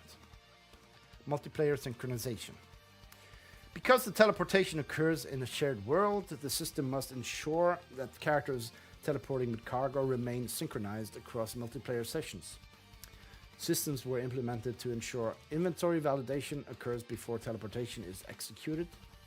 Teleport events remain synchronized across the network. Transported materials remain consistent between players. User interface and equipment system updates. The implant system also required updates to the character's equipment interface. UI work included, adding implant slots to the character equipment window, enabling implant selection and installation, supporting implant activation via essence injections, and displaying implant state and activation status. These changes allow players to manage implants directly for their character equipment interface. Future logistics systems. While the teleport cargo implant introduces early logistic capabilities, the long-term vision of the ecosystem includes vehicle-based transportation networks. In the future, materials will be transported across Earth 2 world using systems such as land vehicles, aircraft, and sea vessels. When those systems become available, the teleport cargo implant may be retired as the ecosystem transitions towards physical logistic networks for material transportation. Closing thought. The teleport cargo implant is more than a tool for completing challenges quests. It represents the first step towards a player-driven logistics in E2V1, allowing raw materials to be moved across the planet and enabling new crafting possibilities in regions where those resources do not exist, while the future ecosim transportation systems will eventually take over this role. This feature provides an early and powerful glimpse into how resources may one day flow across the Earth 2 world. Global build system upgrade. Oh, come on, tell me that it works everywhere now. Global build system upgrade. Another major part of the RT7 release is an upgrade to the global build system, a core system that underpins how placeable objects are positioned, validated, and persist inside E2V1. This system is incredibly important because it forms the foundation of dynamic building placement across the Earth 2 world. Earlier releases have already relied on early versions of the system for placeable objects, such as the campfire and the cooking pot set, both of which require terrain validation, placement feedback, backend confirmation, multiplayer visibility, and persistent world handling. As more gameplay systems begin relying on placeable mechanics, it becomes increasingly important that the underlying placement framework continues to strengthen and mature. This is especially true as Earth 2 prepares for upcoming systems such as gardening and other future structures that will rely heavily on reliable object placement across the world. For this reason, the team has implemented this upgrade to the global build system in RT7, which focuses on improving how the system handles terrain variation, placement validations for the existing cooking pot set, and persistent world behavior, helping ensure a more reliable foundation for both current and future placement gameplay systems. Okay, so getting the global build system right is critical for the long-term future of Earth 2. In some of the very early demonstration videos for Earth 2, buildings were manually placed at the request of the development team at the time to help showcase how structure might look within the world.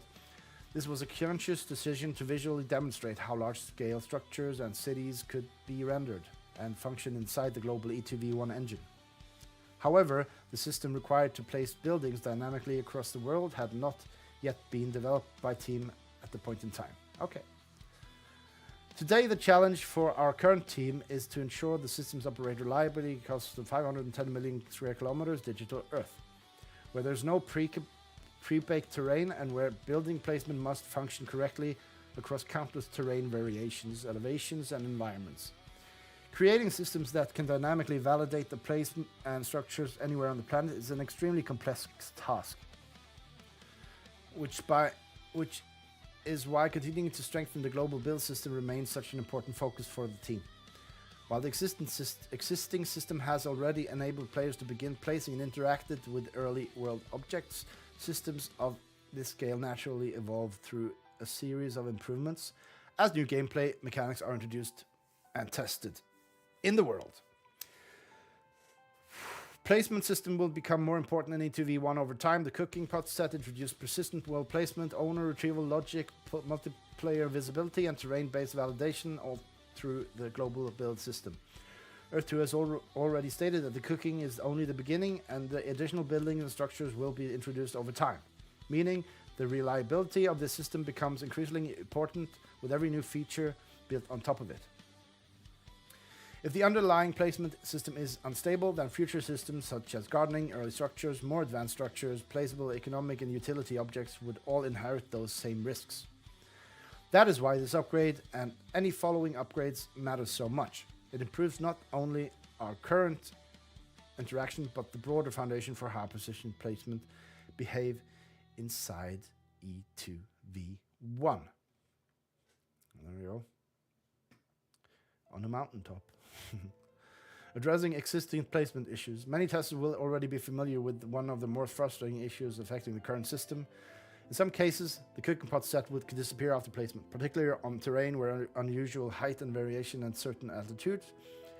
Since the cooking pot set is meant to behave as a persistent placed object that remains in the world until retrieved, issues like this naturally created frustration for players. Earlier, ReadThrough explained also made clear that placed cooking pot sets validated and synced in multiplayer, meaning even seemingly simple placement issues can involve several interconnected systems. The team understood that this issue needed attention quickly. Not only was it frustrating for current testers, it was highlighted that the placement framework still needs strengthening before the advanced systems such as gardening. Yeah, definitely. For that reason, and although it took up a sizable part of the development time, the upgrade has now been implemented and should deliver improvements to object placement reliability. Good. Good. Building for gardening and future structure.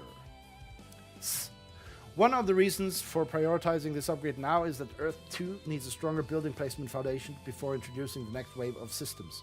Gardening, in particularly, will depend heavily on reliable object placement and world interaction. If the underlying placement logic struggles with terrain, edge cases, persistence timing or multiplayer synchronization, then larger and more complex systems built on top of it would be much harder to scale confidently. Yes. By strengthening the global build system, this team is preparing E2v1 for a much broader future where players can place, interact with, and rely on growing numbers of objects and structures throughout the world. This upgrade is therefore both a quality improvement for current players and a foundational preparation step for future gameplay systems. Yes. Yeah, we need to get it right in the beginning. Nothing's worse than having to go back in a couple of years and... Yeah, I know how that works. Whatever job it is. Continued testing is important. Although this upgrade has been implemented as part of RT7, this is a system the team expects to continue refining over time. The ReadThrough would greatly appreciate players testing the upgrade system thoroughly and continuing to report any remaining issues they encounter. As with many foundational systems inside E2v1, real-world testing at scale helps reveal edge cases that are difficult to fully simulate internally. Earlier ReadThrough articles already encouraged players to test terrain validation, placement feedback, persistence, retrieval, and multiplayer visibility of placeable objects, reflecting how many moving parts are involved in a single placeable system. If there are still any remaining issues, the team will continue making fixes and improvements as needed. So I guess that means they want every time the campfire falls through the ground, they want to be told this. That's okay. Well, I'm sorry, Pacey. You gotta start it again when I'm done. It's hard. It's hard reading, man, all this stuff. Developer log, global build system upgrade. Upgrading the global build system required work across gameplay systems, terrain, validation, multiplayer synchronization, UI feedback, and the future system planning. Although the immediate motivation included improving behavior for currently placeable objects such as the cooking pot set, the work here is much broader than a single object fix. This upgrade strengthened a core world system that future placement-based mechanics will depend on. Earlier, Earth-2 writing already described the global building system as the framework behind the persistent placeable objects. Real-time multiplayer updates retrieval behavior and terrain validation. Below is a more detailed breakdown of the kinds of work involved for those who are interested. Are we interested? Yeah, we've come this far, I might as well. Terrain validation and placement logic. A major area of work involved the placement logic itself. Earlier Earth-2 releases already used green and red placement indication to show a valid and invalid terrain states, meaning the system already had terrain checks in place. This upgrade required improving that logic so placed objects behave more reliably when world geometry becomes more complicated. That work included areas as in refining terrain flatness checks, improving how placement validity is calculated on varying slopes, addressing edge cases caused by altitude terrain irregularities, improving the final placement confirmation process, reducing the risk of objects appearing to place successfully but then failing or disappearing. Back-end persistence and validation. The global build system is tightly linked to back-end systems. Earlier Earth-2 articles explicitly noted that cooking pot set placement and retrieval actions are validated by back-end systems, which is why slight delays may sometimes occur before any object appears or disappears in the world. That means improving the build system also required a back-end API-related work. I don't even know what API means. I've said it so much today. Not just client-side fixes. This includes improving server-side validation of placement events, refining how placement results confirmed back to the client, improving persistence handling for placed objects, reducing cases where client and backend state may temporarily disagree, strengthening reliability for retrieval and ownership validation. Yeah, so this is why everything we do when we loot something, when we try to put something down, every time we do something, it has to register in the server. So if you have a ping of 200, 300, you notice it, but it's the time it takes. Nothing you can do about that until the internet speeds up. Or we get servers closer, I guess.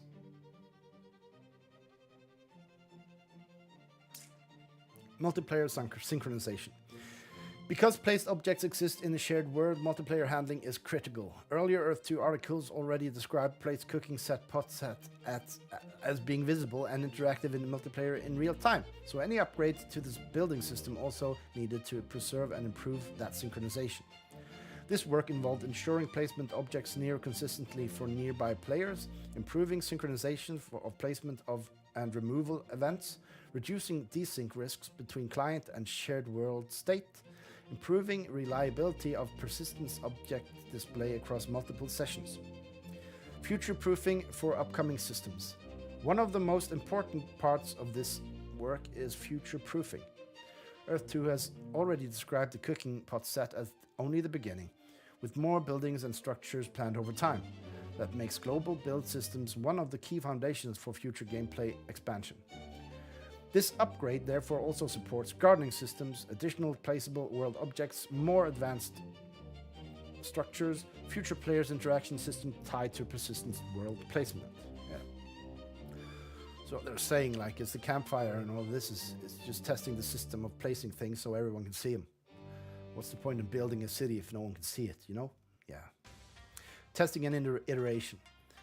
As with most foundational ETV1 systems, live testing remains extremely important. The team would greatly appreciate players thoroughly testing placement of varied terrain, behavior at different altitudes, persistence of placed objects, retrieval behavior, multiplayer visibility of placed objects, and remaining cases where placed objects fail to appear correctly.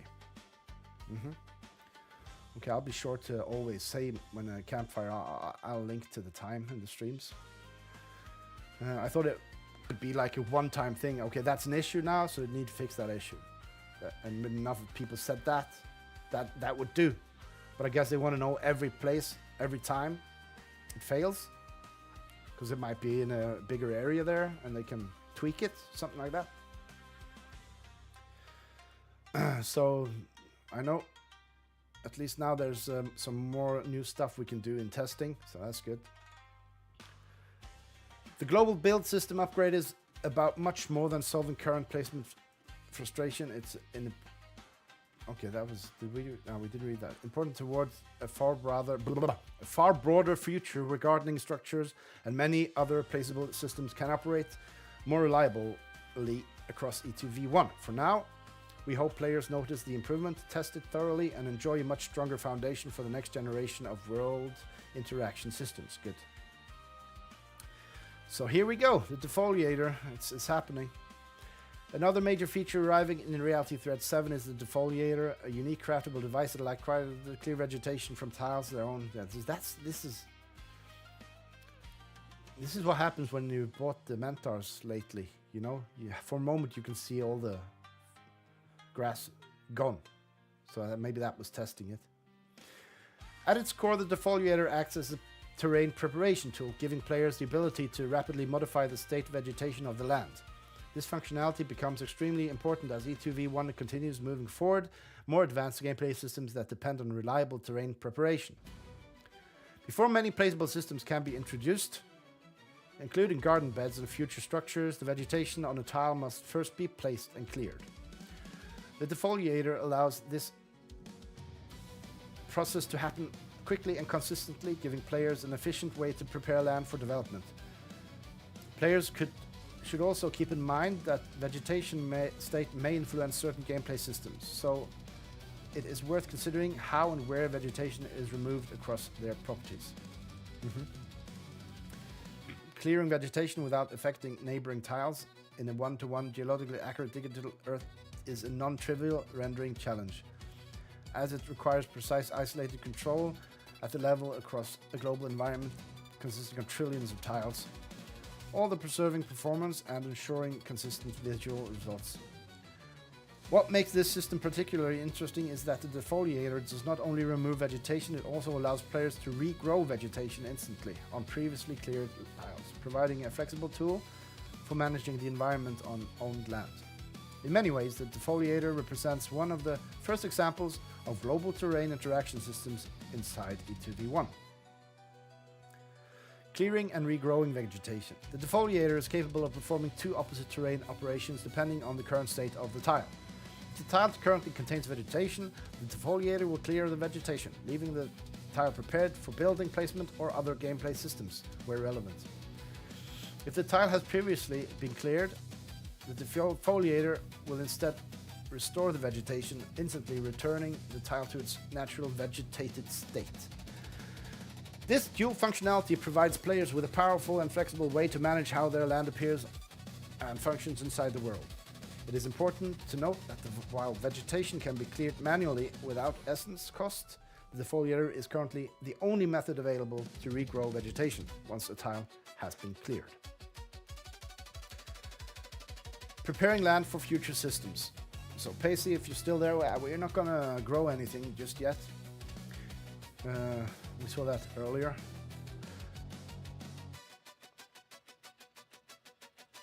Before structures such as garden beds and other placeable objects can be introduced, the underlying tile must be first prepared by removing vegetation. The defoliator allows this process to happen quickly and consistently across owned land. Because of this, the system plays an important role in preparing the world for future mechanics such as gardening. Did I just read this? Gardening, additional placeable structures, more advanced ecosystem systems, terrain preparation for development. In effect, the defoliator becomes a key tool for players who wish to shape and prepare the land for upcoming gameplay features. Essence-powered terrain modification. It's another burn, probably. Yes, it's another burn. Oh my god. Operating the defoliator requires essence. Each time the defoliator is used, it consumes essence in order to perform the vegetation clearing or regrowth process. Yes, at launch it will cost approximately 0.05 USD worth of S per use. The system uses a stable dollar value, meaning the actual amount of S required will fluctuate depending on the external market price of essence. This ensures the cost remains relatively consistent. Well, only 100% of the essence used by the default is burned. Yes, another burn for those crypto bros. This means every use of the defoliator contributes to the reduction of circulating essence supply, further expanding a range of gameplay systems that utilize S while also supporting the long-term balance of the Earth 2 ecosystem.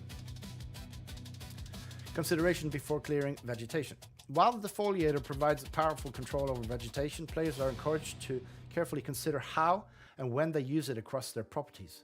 Removing vegetation is often an important step when preparing land for building placement. However, not all gameplay systems will benefit from fully cleared tiles. For example, some minigames such as Horse will be designed to function on properties that either have no buildings or contain only early level structures. While certain early systems such as garden beds and other basic placeable objects will be compatible, more advanced or higher level structures might restrict or prevent participation in some gameplay systems. In addition, future minigames and gameplay mechanics may require natural terrain conditions, benefit from original vegetation states, rely on undeveloped or lightly developed land. Because of this, players may wish to think strategically about how they manage different properties. Some properties may be better suited for development and constructions, while others may be more valuable when left in a more natural or minimally altered state. The defoliator provides flexibility, but with that flexibility comes the opportunity for players to plan ahead and align their land usage with the types of gameplay experiences they wish to prioritize over time. Crafting the defoliator. The defoliator can be crafted by players using the public crafting recipe list inside E2V1.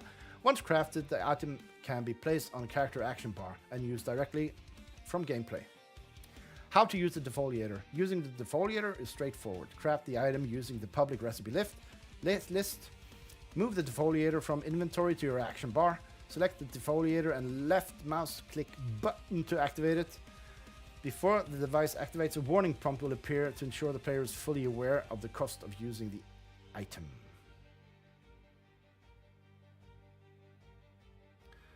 Yeah, so this is current price, right? So that means one of those teleport devices at $5 will be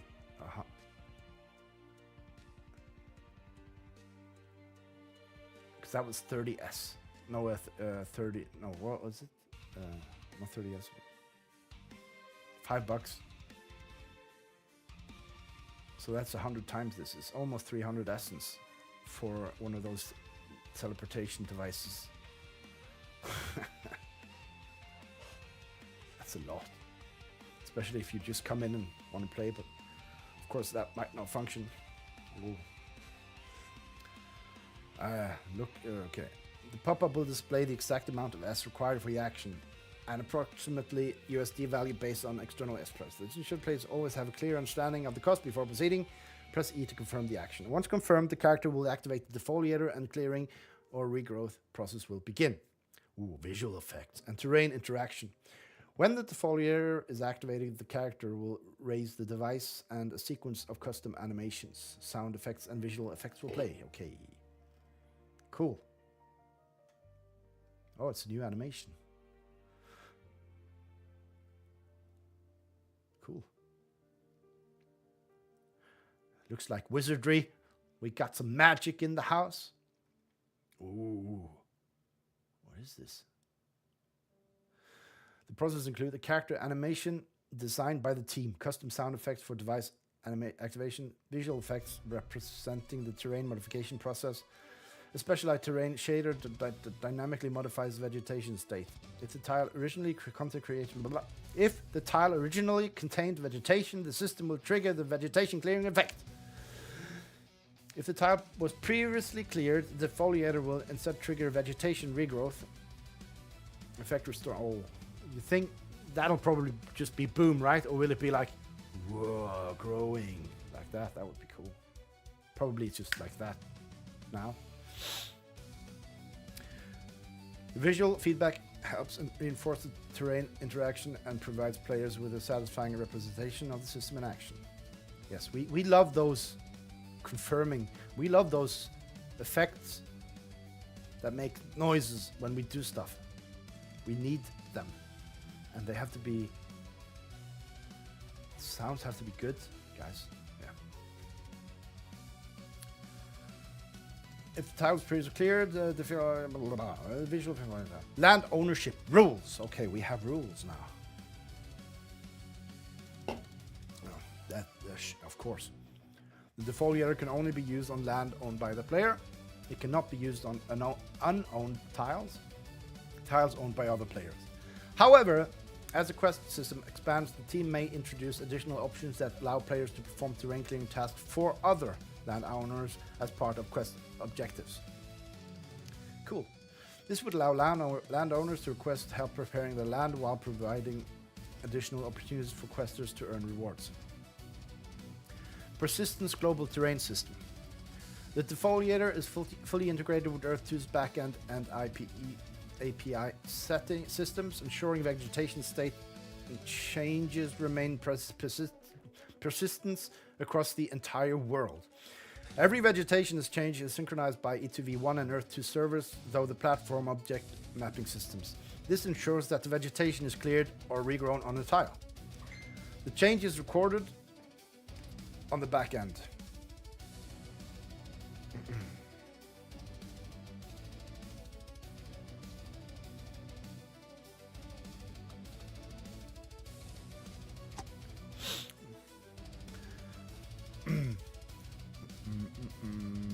Managing terrain state changes at a global scale is extremely complex, particularly across the... Yeah, we know. Developer log the defoliator. From player perspective, the defoliator offers a clear and direct interaction. However, its implementation required development across terrain rendering shaders, gameplay logic, and back-end persistence, UI systems, and Essence economy integration. Below is a breakdown of some of the work involved. Vegetation rendering systems. Vegetation in E2v1 is rendered using custom in-house systems developed specifically for Earth-2's massive open-world environment. Because vegetation rendering is handled using these systems across an enormous map, clearing vegetations on a single tile required careful adjustments to the rendering logic to ensure that the only intended tile is modified without affecting surrounding terrain. This required the team to implement mechanics capable of selectively modifying vegetation state within the world while maintaining overall rendering performance. Custom terrain shader development.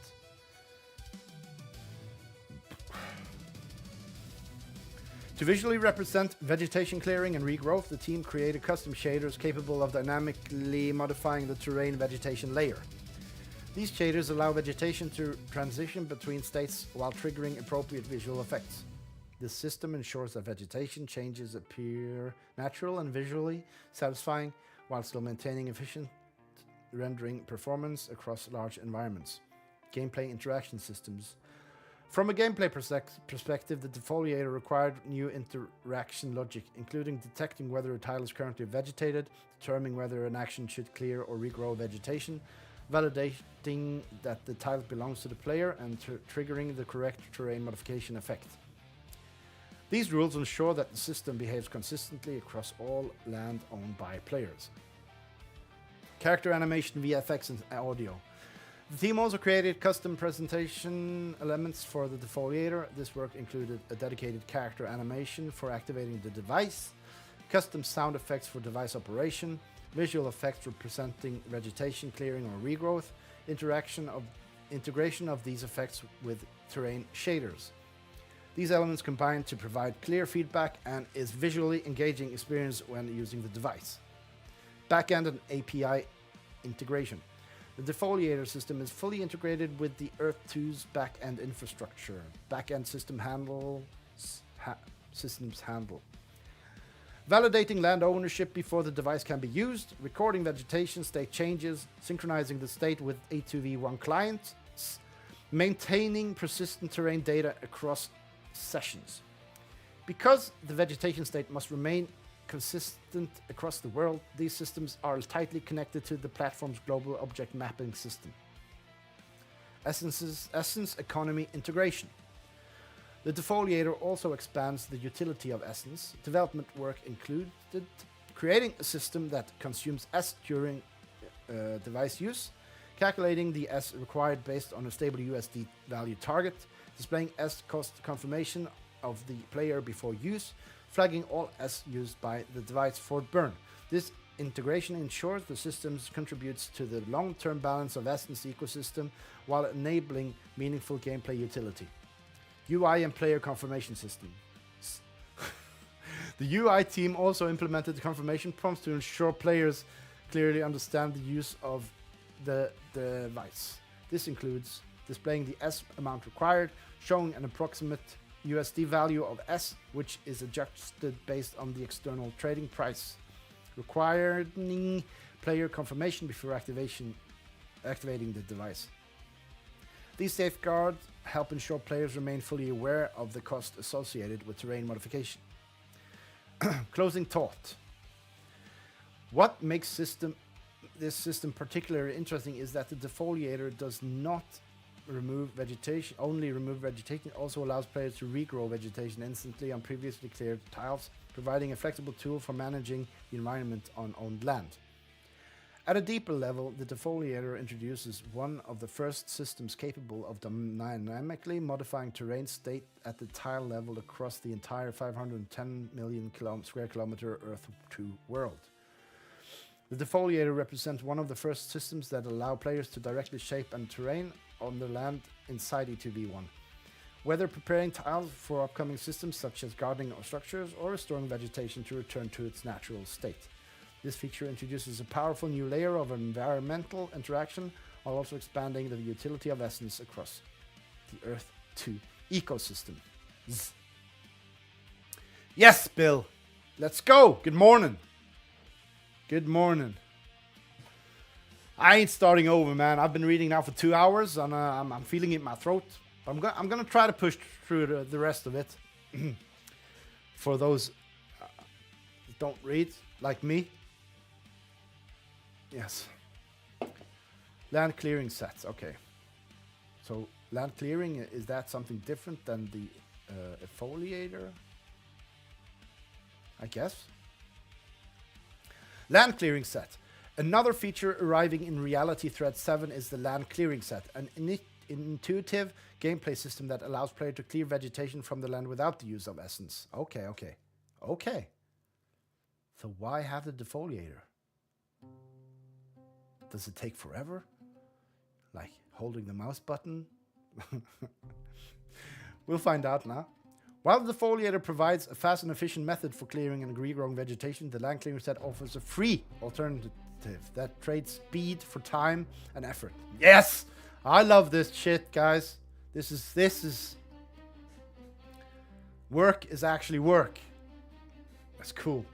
This introduces a more traditional gameplay loop where players must actively participate in the process of clearing land.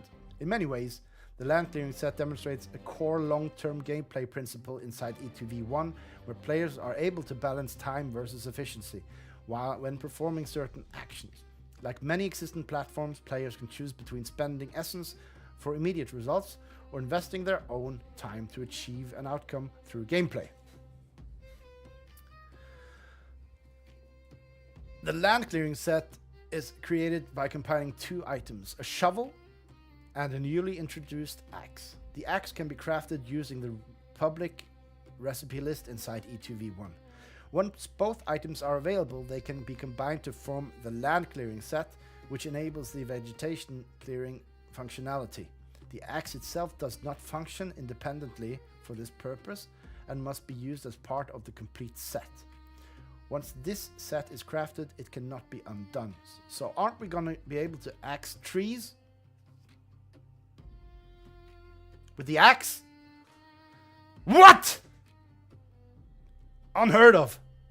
An axe is for cutting down trees. Using the land clearing set involves a more interactive process. Oh, yeah, man, Lotion. You're welcome, man. Move your character to the tile you wish to clear and the land clearing set to your action bar. Select it using the corresponding number and press L and B, left mouse button. After activation, a short animation will play before the clearing process begins. Once activated, the land clearing set transitions into a tile-based minigame. Woo! Designed to make the clearing progress more engaging. During this phase, the character transforms into a dust cloud form. Okay. Oh, he has to, like, go over it. The character transforms into dust cloud form. The player is given 30 seconds to clear the tile. The objective is to paint every part of the tile red. If the player successfully covers the entire tile within the time limit, the vegetation will be cleared. After the process comes to sound effects and visual effects. Player does not complete objective with allotted time, the clearing attempt will fail and vegetation will remain. Okay, I guess they'll change the time that takes or something, or I mean, I think I'll do this manually for 30 seconds instead of spending 3 essence on doing a tile. Depends on how hard it is, I guess. How can it be hard? How can it be hard to do it? Like, it's gonna be interesting to see. But it is a mini game. Can't take that away from it. If the player successfully covers the entire tile within the time limit, the individual letter declared in the process. Yeah, we saw that. If the players, yeah. The current time limit is set to 30 seconds, which will be tested and adjusted as needed based on player feedback and gameplay balance. The time versus efficiency gameplay system. The land clearing set reinforces a important gameplay dynamic within E2v1. Players who have 2 distinct approaches to clearing vegetations. Use the defoliator for instant results at an essence cost, or use the land clearing set for free, but with time and effort required. This system reflects a familiar real-time world dynamic where players must decide whether to prioritize speed and convenience or time and effort, depending on their goals. Backend validation and fair play. The land clearing minigame is fully integrated with RT7's backend systems and APIs. During the minigame, backend systems perform real-time validation to ensure that the player is actively participating. Yeah, this is to not like get bots going, right? Yeah. So that's why it's not just a dig. You need to move around and stuff.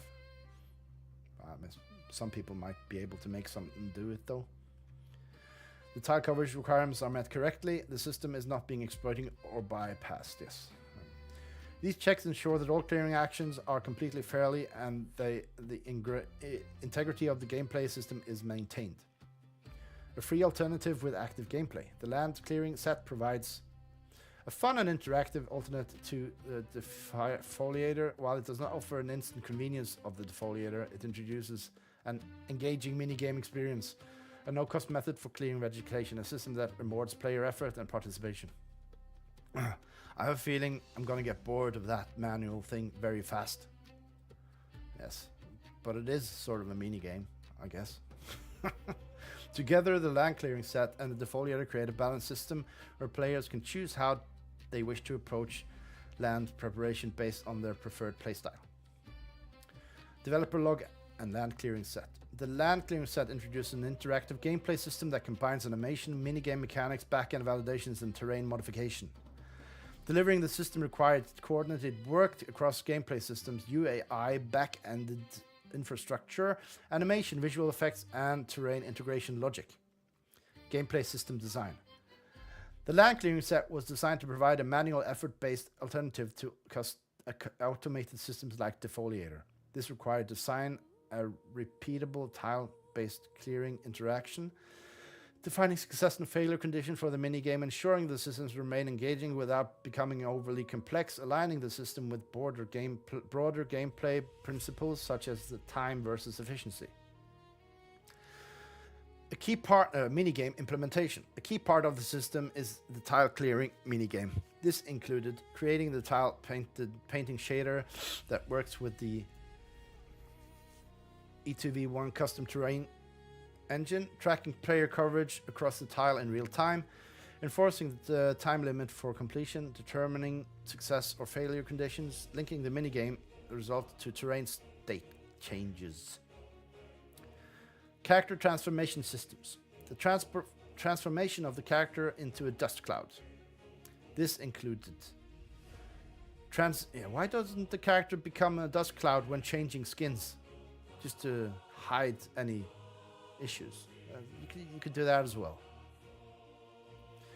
Transitioning the character model into an alternate visual state, enabling movement in the transformed form, linking player input to the tile painting mechanics, restoring the character base to its original form after completion. Animation, video effects, and sound effects. The system also required custom representation elements. This work included activation animations for the land clearing set, visual effects for the dust cloud formation, visual feedback for the tile coverage, sound effects for both success and failure. These elements help make the system feel responsive and rewarding for players. Backend and API integrations. The land clearing minigame is fully integrated with backend systems. This includes validating player actions during the minigame, verifying tile coverage results, ensuring fair gameplay and preventing exploits, triggering terrain updates upon successful completion. These backend checks ensures that all clearing actions are legitimate and consistent across the platform.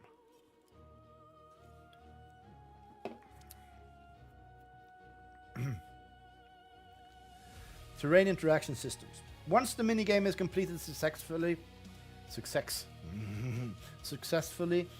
the system triggers the vegetation clearing process. This required linking minigame success to terrain state changes, ensuring vegetation is cleared correctly on the selected tile, synchronizing terrain updates across the world. Balancing and iteration. The land clearing set introduces a gameplay loop that will continue to be refined over time. This includes adjusting the time limit for the minigame, refining difficulty and responsiveness, ensuring the system remains engaging across repeated use, balancing it against the defoliator, instant functionality. Closing thought. The land clearing set introduces a more hands-on approach to preparing the land inside E2v1, reinforcing the balance between time and efficiency that sits on the core of many Earth 2 systems, while the defoliator offers speed through essence. The land clearing set rewards effort and participation, giving players the freedom to choose how they shape and prepare their land. Although the minigame itself is relatively simple, it also offers an early glimpse into the potential of property-based minigame experiences, while we plan to expand on in the future. Oh, it's going. It's going. Probably read more than I did now than I've done all last year. Ever. Tile scanner. Many have wanted this. I wonder if it's an implant or not. Another feature arriving with ReadThrough is the tile scanner, a convenient new craftable device that allows players to quickly determine whether nearby tiles have already been searched. This is a feature that players have talked about over time and has now been implemented as part of RT7. At its core, the tile scanner is designated to reduce time and uncertainty involved in exploration by giving players a fast and efficient way to check tile search status before committing to manual searches. Scanning tiles in your surroundings. The tile scanner allows players to scan tiles with close proximity using a square matrix system centered around their character. Players can choose how many tiles they wish to scan by entering a number that defines the size of the matrix. Ah, cool. Entering 5 will scan 5 times 5, 8 will scan 8 times 8, and 10 will scan 10 times 10. This flexible system allows players to control how much area they want to be scanned based on their needs and available essence. Improving exploration efficiency. The tile scanner provides a practical solution to one of the more common frustrations during explorations. Instead of encountering the dreaded alas, this tile has been searched. Players, I don't dread it, but that's just because I'm early playing it. In cities or around cities where many people will be, it'll be... Oh, I see a tile! Over there! Let's go! One free tile, you know? Planning more efficient exploration, focusing efforts, still potential value. By scanning tiles, searching for them manually, players can avoid wasting time on tiles that have already been searched. Yeah, okay. Essence powered scanning on. Here comes another burn. Another burn? Using the tile scanner requires essence. The amount of essence required depends on the number of tiles being scanned based on the selected matrix size. Before confirming a scan, the system will display the total numbers of tile being scanned, the amount of S required, the approximate USD value of all that S based on external pricing. This ensures that players are fully informed of the cost before proceeding with the scan. Importantly, 100% of the essence used by the tile scanner is flagged for burn, meaning each scan contributes directly to the reducing circulating supply while providing players with a powerful exploration tool. So what is that? Now 4 different ways of burning essence? This didn't say how much essence though.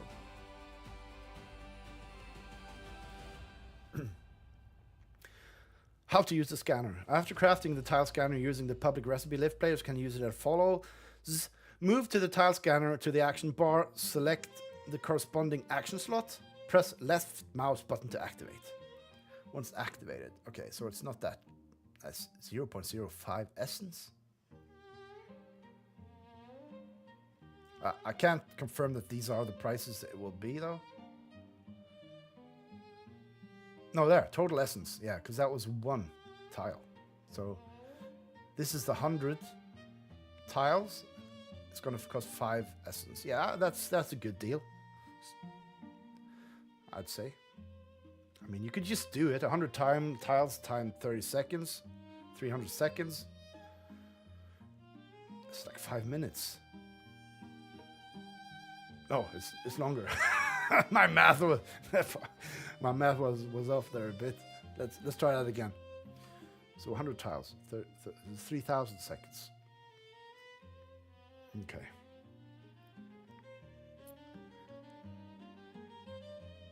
It'll be a long time. Some will probably use this. Those who have the big tiles we have plans for to build, I guess they're going to use it a lot and burn some essence. the big players. A pop-up will prompt the player to enter the matrix size number. The system will display the number of tiles to be scanned. 30 minutes. 30 minutes. I did the math in my head while reading. Yes. System will display the number of tiles to be scanned at the S cost. Press scan to proceed. A confirmation prompt will display 15 minutes. Approximate USD value of the S. Confirming the action to begin scan. Yeah, I did the math wrong the first time, so I did it correctly. No, I'm just kidding. I'm not sure. Somebody else do the multiplication. The request is then sent to the backend system for validation and processing. Visual scan results. I'm loving all of these essence burns. Like, I'm not that into the token part of everything, but I love seeing the burns of it. Anyway, because it is in-game, in the metaverse, essence is power. Hey, ether is life. We know this. So if you have essence, you want to spend it, you can do stuff like that. If not, become a digger or whatever, you know. Do it for hand. 30 seconds per tile. Okay, where are we at? Visual scan results. So this is how it looks. Okay. Once the scan is complete, the results are displayed directly in the world. Tiles that have already been searched will be highlighted in red. The visual overlay allows players to quickly identify which tiles have already been searched. After a short period, the highlights will automatically fade away. How short, though?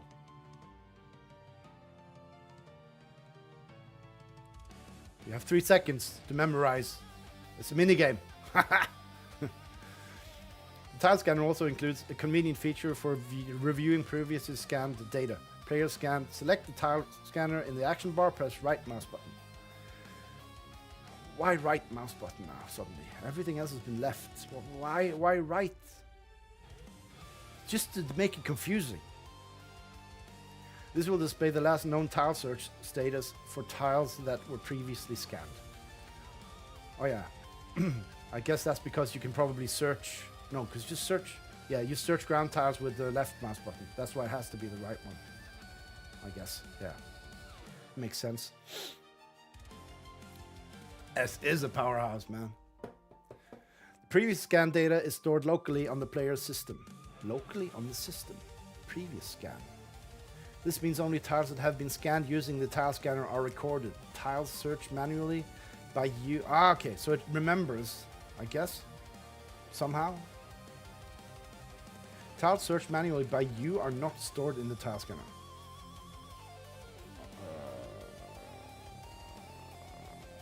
Yeah. Okay. Only tiles that have been scanned using the tile scanner are recorded. Tiles searched manually by you are not stored in the tiles. Isn't that the whole point, that the scanner will... I'm a bit confused about that. Guess I'm gonna have to see it in action. Tile data is not continuously updated unless a new scan is performed, meaning previously scanned tiles that appeared as unsearched may have been searched by other players by the time you search them, especially if you are using the right mouse button function on tiles. So much information, guys. It is also important to note that if E2v1 is uninstalled or reinstalled, all locally stored scan data will be lost. Okay.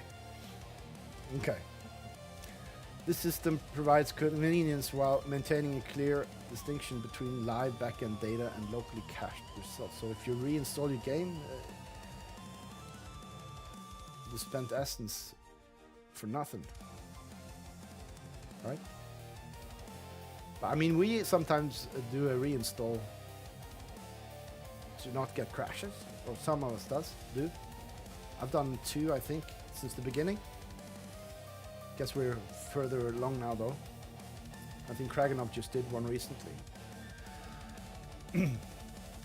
The tile scanner introduces a system that combines backend data retrieval, real-time visual feedback, UI interaction, and local data caching. Delivering this feature required development work across gameplay system, backend infrastructure, UI systems, and client-side data management. Gameplay system design. The tile scanner was designed to improve exploration efficiency without removing the need for active gameplay. This required defining a scanning system that provides information without replacing exploration, balancing the scan range against essence cost, ensuring the system remains useful without becoming overpowered. Integrating the feature naturally into existing exploration mechanics. Matrix scanning system. A key part of the system is the square matrix scanning logic. This required calculating the tile positions relative to the player's location, dynamically generating scan areas based on player input, ensuring accurate tile selection across varying terrain, scaling the system efficiency for different scan sizes. Back-end and API integration. The tile scanner relies heavily on back-end systems. This includes receiving scan requests from the client, validating the request and cost, retrieving the latest tile search status data, returning results to the player in real time. These systems ensure players always receive accurate and up-to-date information. Essence economy integration. The tile scanner expands the utility of Essence by introducing another practical gameplay use case.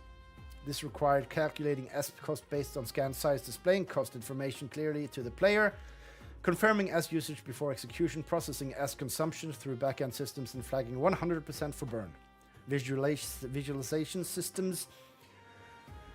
Displaying scan results required in the development of visual overlay systems. This includes highlighting searched tiles in real time, ensuring visual clarity without overwhelming the player, trading results after a short duration, synchronizing visual feedback with back-end data, local data caching system, The tile scanner also introduced a local data caching feature. This required storing scan results on the player's device, enabling quick recall of previously scanned tiles, ensuring cached data remains separate from live backend data. Managing data persistence across sessions. UI and interaction systems. The system required several UI components to ensure smooth user experience. This includes input prompts for matrix size, confirmation screens for S cost, displaying approximate USD dollar value of S, handling scan execution and feedback. Fair use and validation. To maintain system integrity, backend validation ensures that scan requests are legitimate, S costs are correctly applied, and scan requests are not manipulated. Closing thought. The tile scanner introduces a more efficient and informed approach to exploration inside E2v1, allowing players to reduce wasted time while still maintaining the core discovery experience. While it offers convenience through essence, it also reinforces the balance between efficiency and active gameplay, giving players greater control over how they explore the world. With every scan, 100% of the essence used is flagged for burn, further expanding S utility, while the system itself provides an early foundation for more advanced exploration tools and mechanics planned for the future. Recipe and inventory filters. Another helpful feature included in ReadThrough is the addition of search and filtering functionality across the key interfaces, including mentor storage, character inventory, and the public recipe list. This update shows players to quickly locate items, materials, and recipes without needing to manually scroll through large lists, significantly improving usability as the number of available items and systems continues to grow. Yes, that was annoying. Flipping the pages, defo. Search and category filters. The system provides two main ways to locate items and recipes. Search functions. The search functions allow players to enter the name of an item, instantly locate matching results. This is the fastest way to find a specific item or recipe. Category filters. The filter systems allow players to organize items into categories such as tools, devices, clothes, weapons, defense, cooking, upgrades. I was expecting runes as well on that list. Additional categories will be introduced over time as more systems and items are added to the game. Backend-driven categories. The filtering system is fully integrated with RT7's backend systems. This allows in-item categories to be updated dynamically, new categories to be introduced without requiring a client update. Nice! They can introduce recipes to us on the go. Love that. Existing items to be reclassified as needed. Because these updates are handled through backend systems, E2v1 can automatically reflect changes without requiring players to download new versions of the client. This provides flexibility as the number of items and gameplay systems continues to grow.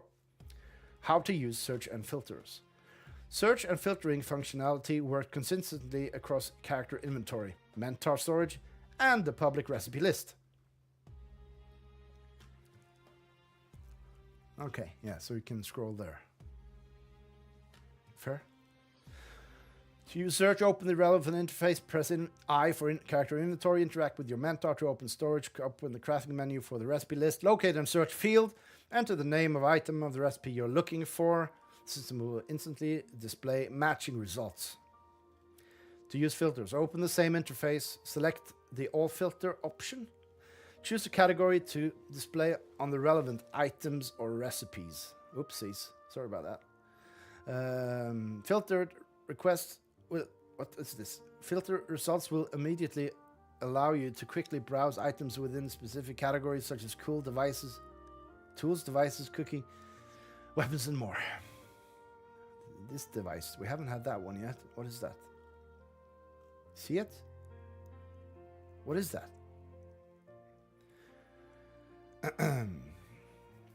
This consistent behavior across all interfaces ensures that players can quickly relocate items and recipes regardless of where they're interacting with.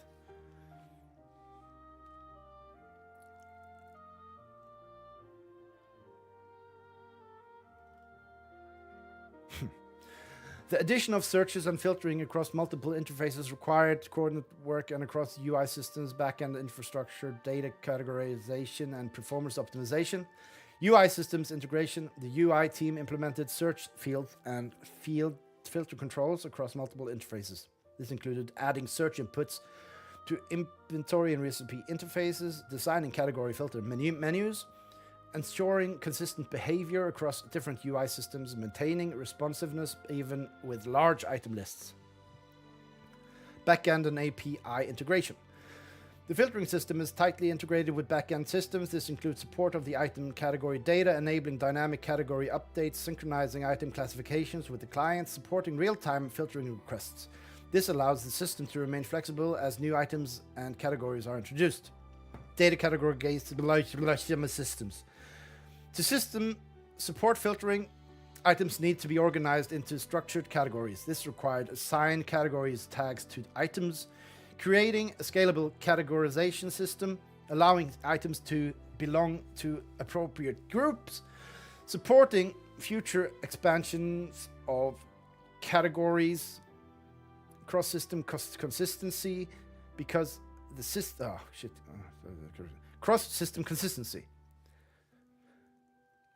Because the feature spans multiple systems, the consistency was important. This required aligning behavior between inventory, storage, and recipe interfaces, ensuring filters work the same way across all systems, maintaining consistent category structures. The system has now designed to scale as E2V1 grows. This supports increasing numbers of items, expanding recipe lists, new gameplay systems and categories, ongoing backend-driven updates. Closing thought.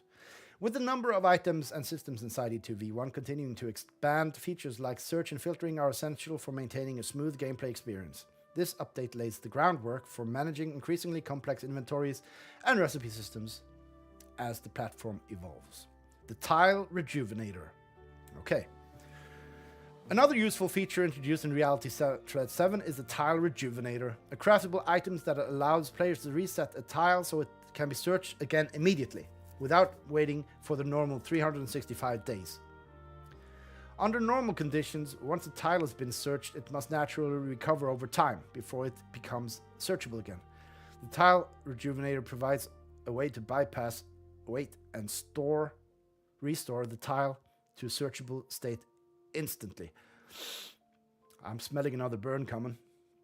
This can be especially useful in situation where a player is operating in an area with limited vegetation, limited search options, or where a particular item is needed quickly. Instead of waiting for the tile to naturally recover, the player can use the Tile Rejuvenator and search the tile again immediately. It is important to note that rejuvenating a tile does not increase the chance of finding a material or item. Rather, it simply restores the tile to a fully searchable state, allowing the normal search process to occur again. Well, so islands are pretty good, I guess. You can do that on islands if there's no water close. Just rejuvenate and start again. But will it be the same things on it? Or will it not? Because is it a random drop? Oh, they might tell us later on. The Tile Rejuvenator has been implemented with two distinct S outcomes depending on where it's used. If the tile is rejuvenated on unowned land, then 100% of the S is flagged or burned. However, if the tile is rejuvenated on owned property, then 75% of the S used is allocated to the landowner. Ooh.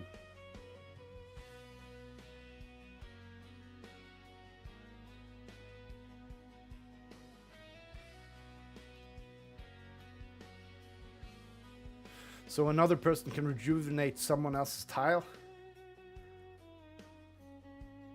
I don't know. Because why does it... whatever. This creates an interesting distinction in how the system behaves across the world. On unowned land, the Tile Rejuvenator acts as a direct essence link, contributing to the reduction of circulating supply. On owned land, the system creates a balance between rewarding land ownership and maintaining ongoing spawn. Okay. further strengthening the relationship between land, player, activity, and S. So basically, you're just paying a quarter of the essence to do your own land. And they should possibly have, I think, different levels to this. On T1 land, it should be cheapest to rejuvenate, you know? Has to be. Should be. The tile rejuvenator requires essence to operate. Like other S-powered systems in E2v1, the amount of S required is tied to a stable dollar value, meaning the actual S amount may fluctuate depending on the external trading price. At launch, the cost is set to approximately 0.05 bucks of essence per use. This approach helps per use per tile though, right? Can you do multiple tiles with this rejuvenator? I don't know. Didn't say anything about it. This approach helps maintain a relatively stable real-world usage cost while still allowing the underlying S quantity to adjust with the market conditions. Why the tile rejuvenator matters. The tile rejuvenator adds a useful layer of flexibility to exploration gameplay. It can help players continue searching in areas with limited available vegetation, revisit promising areas more quickly, pursue items of materials more efficiently when time matters, make better use of own land and local search opportunities. Okay. At the same time, it preserves the integrity of the search system because it does not improve odds or create artificially enhanced results. It simply stores the tile to the same searchable state it would normally reach on its own over time. Well, question. What about those who have have an island and they've harvested all the resources? So they can host parties and feed the people that come. And they can buy clothes or whatever from this player. Because they can bring their own, of course, but can they rejuvenate anyone's tiles? Because I didn't see anywhere. Are we not finished yet? How to use the rejuvenator. Using the tile rejuvenator is straightforward. Add the tile rejuvenator from your inventory to the action bar. Select it using the corresponding number. Press left mouse button to activate it. Review the S cost and approximate USD value shown for the operation. Press E to confirm. Once confirmed, the tile will be rejuvenated. A confirmation message will appear in the top right corner of the screen. The tile can then be searched again immediately. Guess it's kind of good on mountain tops. You can just stand there and do the same tile. Get blueberry bushes on Mount Everest. This allows players to avoid the usual search tile restriction and continue exploring without waiting for the natural recovery period. I don't know. I like the way I think this. I don't know. Takes away a bit of the supply and demand thing. Is kind of takes a hit when this is the thing. But of course, it's either the supply and demand thing takes a hit, or we get another essence burn. So I don't know which is preferred. But I like when tiles are empty in an area. Me personally. Developer log, the tile rejuvenator. The tile rejuvenator introduces a gameplay system that combines search state management, tile validation, backend integration, and economy handling. While the player interaction is simply and direct, delivering the featured required coordinated work across gameplay systems, backend infrastructure, UI systems, and ownership logic. Below is a breakdown of some of the work involved. Search and state reset systems. At the core of the tile rejuvenator is the ability to restore a tile to a searchable state. This required identifying the current state of the selected tile, resetting the tile's search status correctly, ensuring the tile becomes immediately searchable again, preserving normal search odds. Okay, so the odds, so it isn't the same as it was. So if you, this tile had 10 flat rocks, let me rejuvenate this tile and grab 10 more. It's not going to be like that. Good. This was important to ensure, excuse me, E1 calls.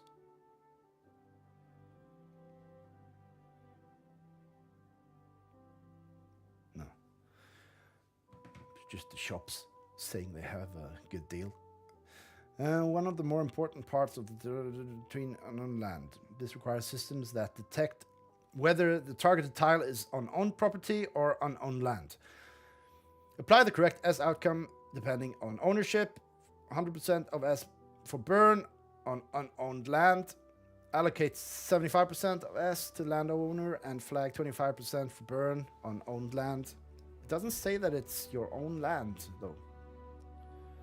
Can people like rejuvenate a tile on other people's land?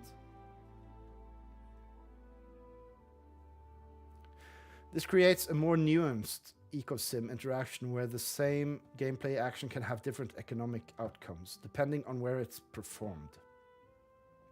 Back-end and API integration. The Tile Rejuvenator is fully integrated with the RT7's back-end API systems. This includes validating rejuvenation requests, confirming the current state of the tile processing S usage, applying burn or land owner allocation logic, updating tile search status in real time. These systems ensure that tile rejuvenation remains secure, consistent, and persistent across the platform. Essence Economy integration. The Tile Rejuvenator expands the utility of Essence in another practical gameplay scenario. This required linking the rejuvenation action to S consumption, calculating S required from the stable dollar value target, displaying both S and approximate USD cost to the player, processing the S flow based on ownership outcome. This makes the feature both a useful gameplay tool and another meaningful part of the broader Earth-to-S economy. UA confirmation systems. The system also required using facing prompts to ensure players clearly understand the cost before proceeding. This included displaying the S cost of the action, showing the approximate USD value of the S required, requiring player confirmation before executing the action, providing a confirmation message once the rejuvenation is complete. These steps help ensure the system remains clear and transparent for players. Hot swap feature. Please say it is between players. That would be so awesome. Probably not. The Tile Rejuvenator presents another meaningful step towards expanding practical utility on player-owned land, which remains a core focus for Earth 2 as the ecosim continues to evolve. By allowing players to reset and reuse tiles within their own properties, this system creates additional opportunities for interaction, optimization, and strategic decision-making at the land level.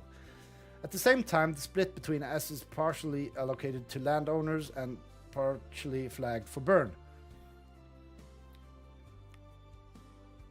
It reinforces a balanced system where both ownership and long-term supply mechanics play a role. As more systems are introduced, features like the Tile Rejuvenator will continue to build towards a more connected and active world where land is not only owned but actively utilized. Hot swap feature. Another quality of life feature introduced in RT7 is the hot swap feature, designed to make assigning and managing items on the action bar faster, smoother, and more intuitive.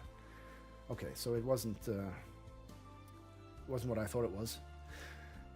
This update brings a more responsive game-like feel to the inventory management, allowing players to quickly equip and swap items without needing to drag and drop. Thank you, thank you, thank you. I think I was one of the people who... No, I like drag and drop. Why? As long as you can drag and drop anything, anywhere, anytime. That's what I want. Yeah, well, that's my opinion. That's what I say. Faster action bar management. The hot swap feature allows players to assign items directly into the action bar using simple key inputs. Instead of dragging items into position, players can now select an item in their inventory, press a number key, instantly assign and swap. It reduces time required to manage items, especially during active gameplay where quick... okay, fair enough. That's a good point. How the hot swap system works. The hot swap system introduces a simple and intuitive interaction flow. Press left mouse button once on an item in your inventory to highlight it. Press the left mouse button again to remove the highlight if needed. Once an item is highlighted, press any number between 1 and 8 to assign the item to the corresponding action bar slot. If an item already exists in that slot, the items would automatically swap. That's good. Matching existing drag and drop behavior. Good. After assigning the item, the highlighted states will automatically clear.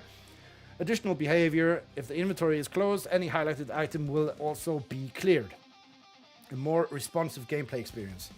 The hot swap feature improves the overall feel of interacting with items inside E2v1. It allows players to quickly prepare tools and items before taking action, swap between items with minimal interruption, manage their action bar more efficiently during gameplay, reduce reliance on slow drag and drop interactions. Wow, simply in concept, this feature brings a more fluid and responsive experience to everyday gameplay. I hope it does, because it is a bit fidgety as it is. So I hope that does something. Developer log hot swap feature. The hot swap feature focuses on improving input responsiveness and UI interaction flow with the inventory system. Delivering this feature required updates across the UI interaction handling, input mapping, and action bar logic. Input handling and key mapping. The system required detecting when an item is actively highlighted, listening for number key inputs, mapping those inputs directly to the action bar slots, ensuring fast and reliable input response. Highlight state management. A key part of the system is managing item selection states. This includes implementing a clear highlight state of left mouse button click, allowing the toggle behavior select and deselect, ensuring highlight resets after assignment, clearing highlight when inventory is closed. This prevents conflicts between inventory interaction and action bar usage. Action bar integration. The action bar system was updated to support instant assignment and swapping. This required enabling direct assignment from highlighted items, handling automatic swapping when a slot is occupied, maintaining consistency while existing drag and drop behavior, UI feedback and clarity. To ensure a smooth user experience, visual highlight feedback was implemented. Assignment actions occur instantly and predictably. No action prompts are required for swapping. This keeps the interaction fast and unobtrusive. Closing thoughts.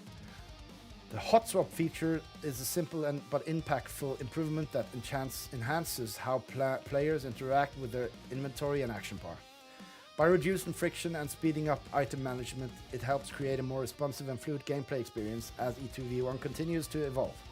These types of quality of life improvements play an important role in making increasingly complex systems feel intuitive and easy to use. Features like this may also prove incredibly useful for upcoming minigames and gameplay scenarios where quick item selection and responsiveness become more important. So now here comes the Firewood bundle. Another new addition to ReadThrough is the Firewood bundle, a craftable item that allows player to extend the lifespan of an active campfire. Crafted using a recipe available in the public recipe lists. The Firewood bundle is created from gathered branches and provides a practical way for players to maintain and manage the campfire over longer periods. Each time a Firewood bundle is used on a campfire, it extends the remaining duration of that campfire up to a defined maximum. Okay, there's a maximum. Importantly, any character can contribute to extending an active campfire, allowing item to be shared points of activity where multiple players can help keep fires burning over time. Nice.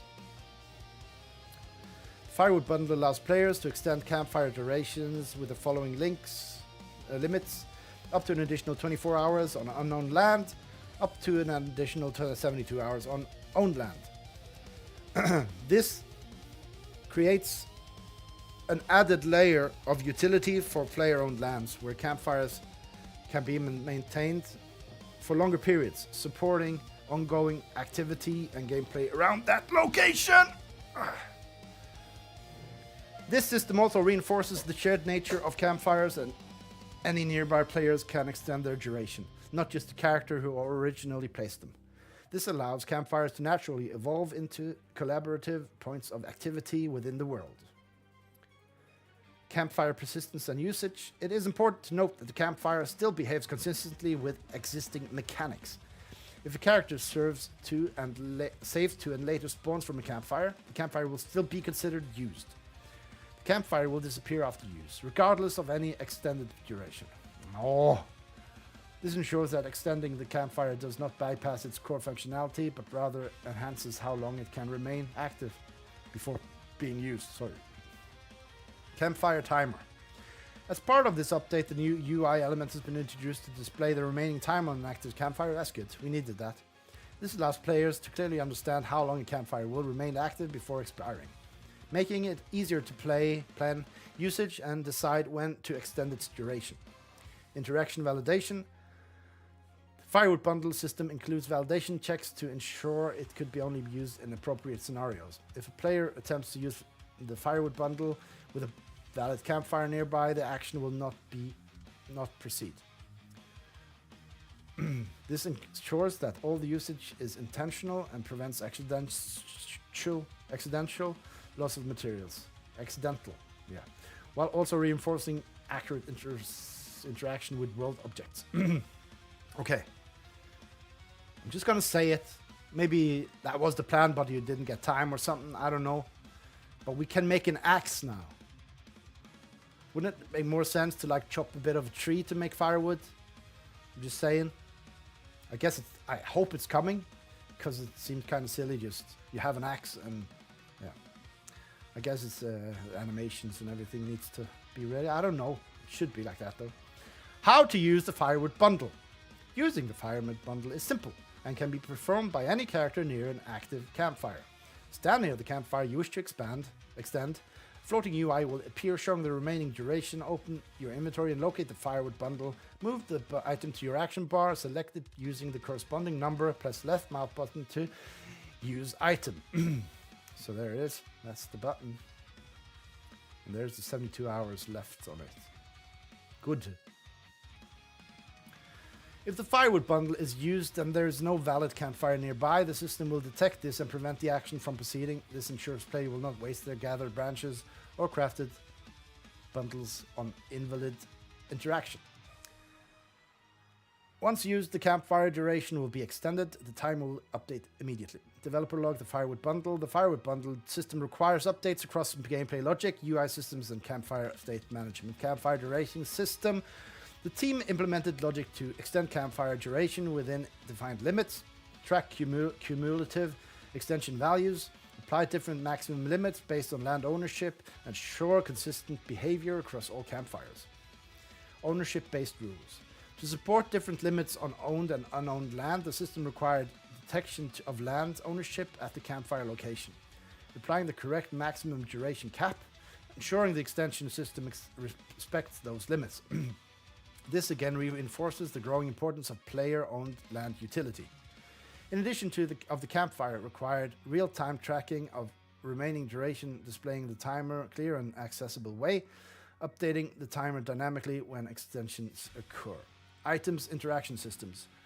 The Firewood bundle required integration with the action bar system, allowing integration and extension by any near player, not just the campfire owner. Interaction detection with nearby campfire, triggering duration extension on use, updating campfire state immediately after use, validating that a campfire exists while within range before allowing item use, preventing resource consumption if no valid campfire is detected, ensuring correct interaction between player position and world objects, reinforcing reliable item usage logic across a large-scale world.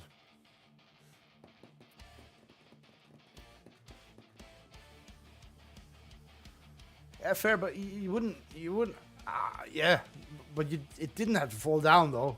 You just do the animation and then you have some wood. You don't have to chop it all the way down. Yeah, that was kind of what I was envisioning.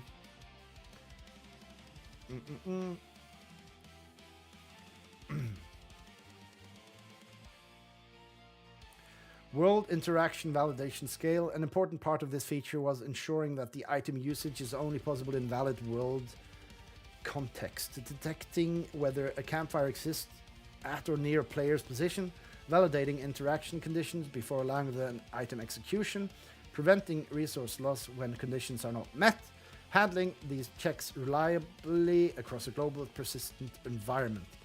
As systems inside E2v1 continue to expand, the type of validation becomes increasingly important. It reflects the team's growing ability to manage precise interaction across a massive one-to-one scale world, ensuring both accuracy and consistency for players.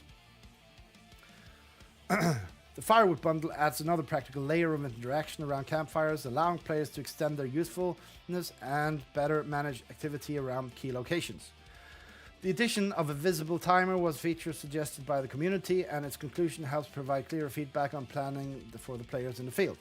By allowing any character to contribute to extending a campfire, the system also introduces a subtle but meaningful sense of shared interaction, where players can collectively keep key locations active over time.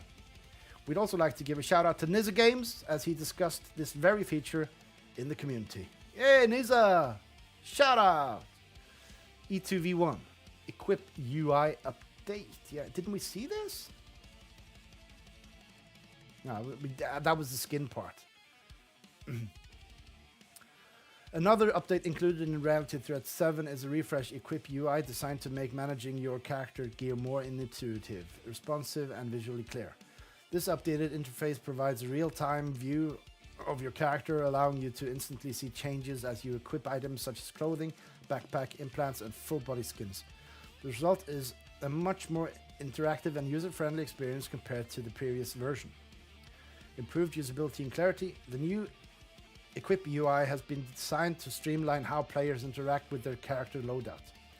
Players can now view their character in real time while equipping items, quickly understand which slots are available, clearly see what is currently equipped, manage equipment with less friction. Yeah, it's good to have everything on the screen like that. Defo. This makes equipping and adjusting your character faster and more intuitive. Context-aware equipment system. In addition to visual improvements, the underlying logic has also been enhanced. The system now dynamically adjusts based on the slot you are interacted with. For example, selecting the feet slot will only display items that can be equipped to feet. Selecting an implant slot will only show available implants. Selecting clothing areas will filter to relevant wearable items. This context-aware system reduces clutter and ensures players are only presented with relevant options, improving both speed and usability. Closing thought, the updated Equip UI step is making more increasingly complex systems inside E2v1 simple and intuitive. By combining real-time visual feedback with smarter filtering logic, it improves players interact with their characters today while also playing a stronger foundation for future equipment, cosmetics, and gameplay systems. And now, what I'm most excited about, it's the 30k badge access level. It's going down step by step. Yep. Well, yeah, Bill. I think it seems sometimes that, yeah, I've seen that stuff like that happen on my props as well. I don't understand that. It's like it happens where my tiles are, so I don't know. Night badge access. So if you have 30,000 tiles within the Earth 2 metaverse, you'll be up next as they open up for more players. With the release of RT7, access to E2v1 continues to expand, with Night Badge holders now being granted entry. We would like to congratulate all Night Badge holders on gaining access and thank you for your patience as we continue to roll out access in a structured and controlled manner. Access for Night Badge holders will be activated alongside the release of version 0470. So I guess that is when this update goes, since it's 0. This marks another step in gradually opening up the platform, allowing more players to experience and test the growing numbers of systems now available in E2v1. As with previous badge releases, this stage rollout helps ensure stability while gathering valuable feedback from an expanding group of players. We look forward to welcoming Night Badge holders to E2v1 and seeing how they engage with the latest feature introduced in RT7. So, hey guys, if someone's making a party or a multiplayer meet, be sure to join in. RT7 summary and looking ahead. Okay. With RT7, E2v1 continues to build on the foundations established in earlier releases, moving further toward an interactive, connected, and player-driven world. What began as early access to a vast one-to-one environment has steadily evolved into layered systems supporting survival, discovery, crafting, terrain, interaction, inventory management, teleportation, and more. Each reality thread has intentionally expanded both visible gameplay and the underlying systems that support it at scale. While some features are immediately noticeable, others operate more quietly in the background, forming the structure required for some more advanced mechanics to function reliably across a world of this size. ReadThrough reflects that same philosophy while also introducing one of the most important systems to date, the global quest system. For the first time, players can interact directly through a player-driven gameplay loop, creating opportunities for both questers and landowners while expanding the utility of land, essence, and ether across the platform. This release also places continued emphasis on giving players with access more to do and more ways to interact with the world, from terrain preparation and tile interaction systems to improved usability, equipment handling, and new tools. RT7 broadens the range of meaningful activities available inside E2v1 while continuing to prepare for more advanced systems still to come. Looking ahead, there is a great deal to be excited about. The system introduced in RT7 are not only valuable in their own right, but also represent early stages of a much larger gameplay loop planned for the future. As access continues to expand, particularly with more players entering E2v1 over time, systems like quests are expected to grow significantly in scale and impact.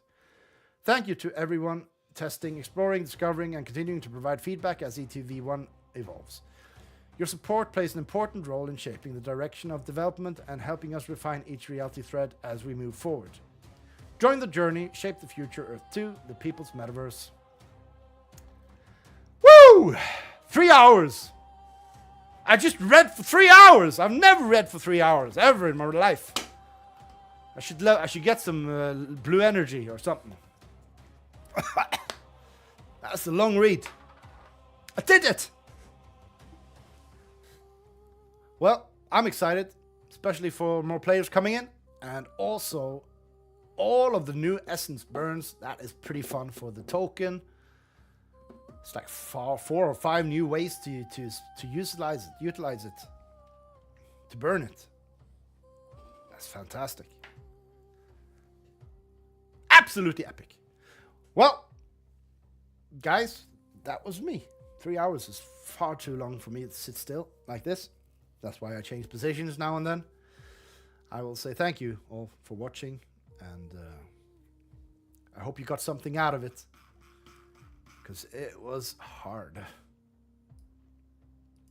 And yes, that's what she said. All right, guys. As always, good morning, good day, good evening, and good night. Until next time, adieu.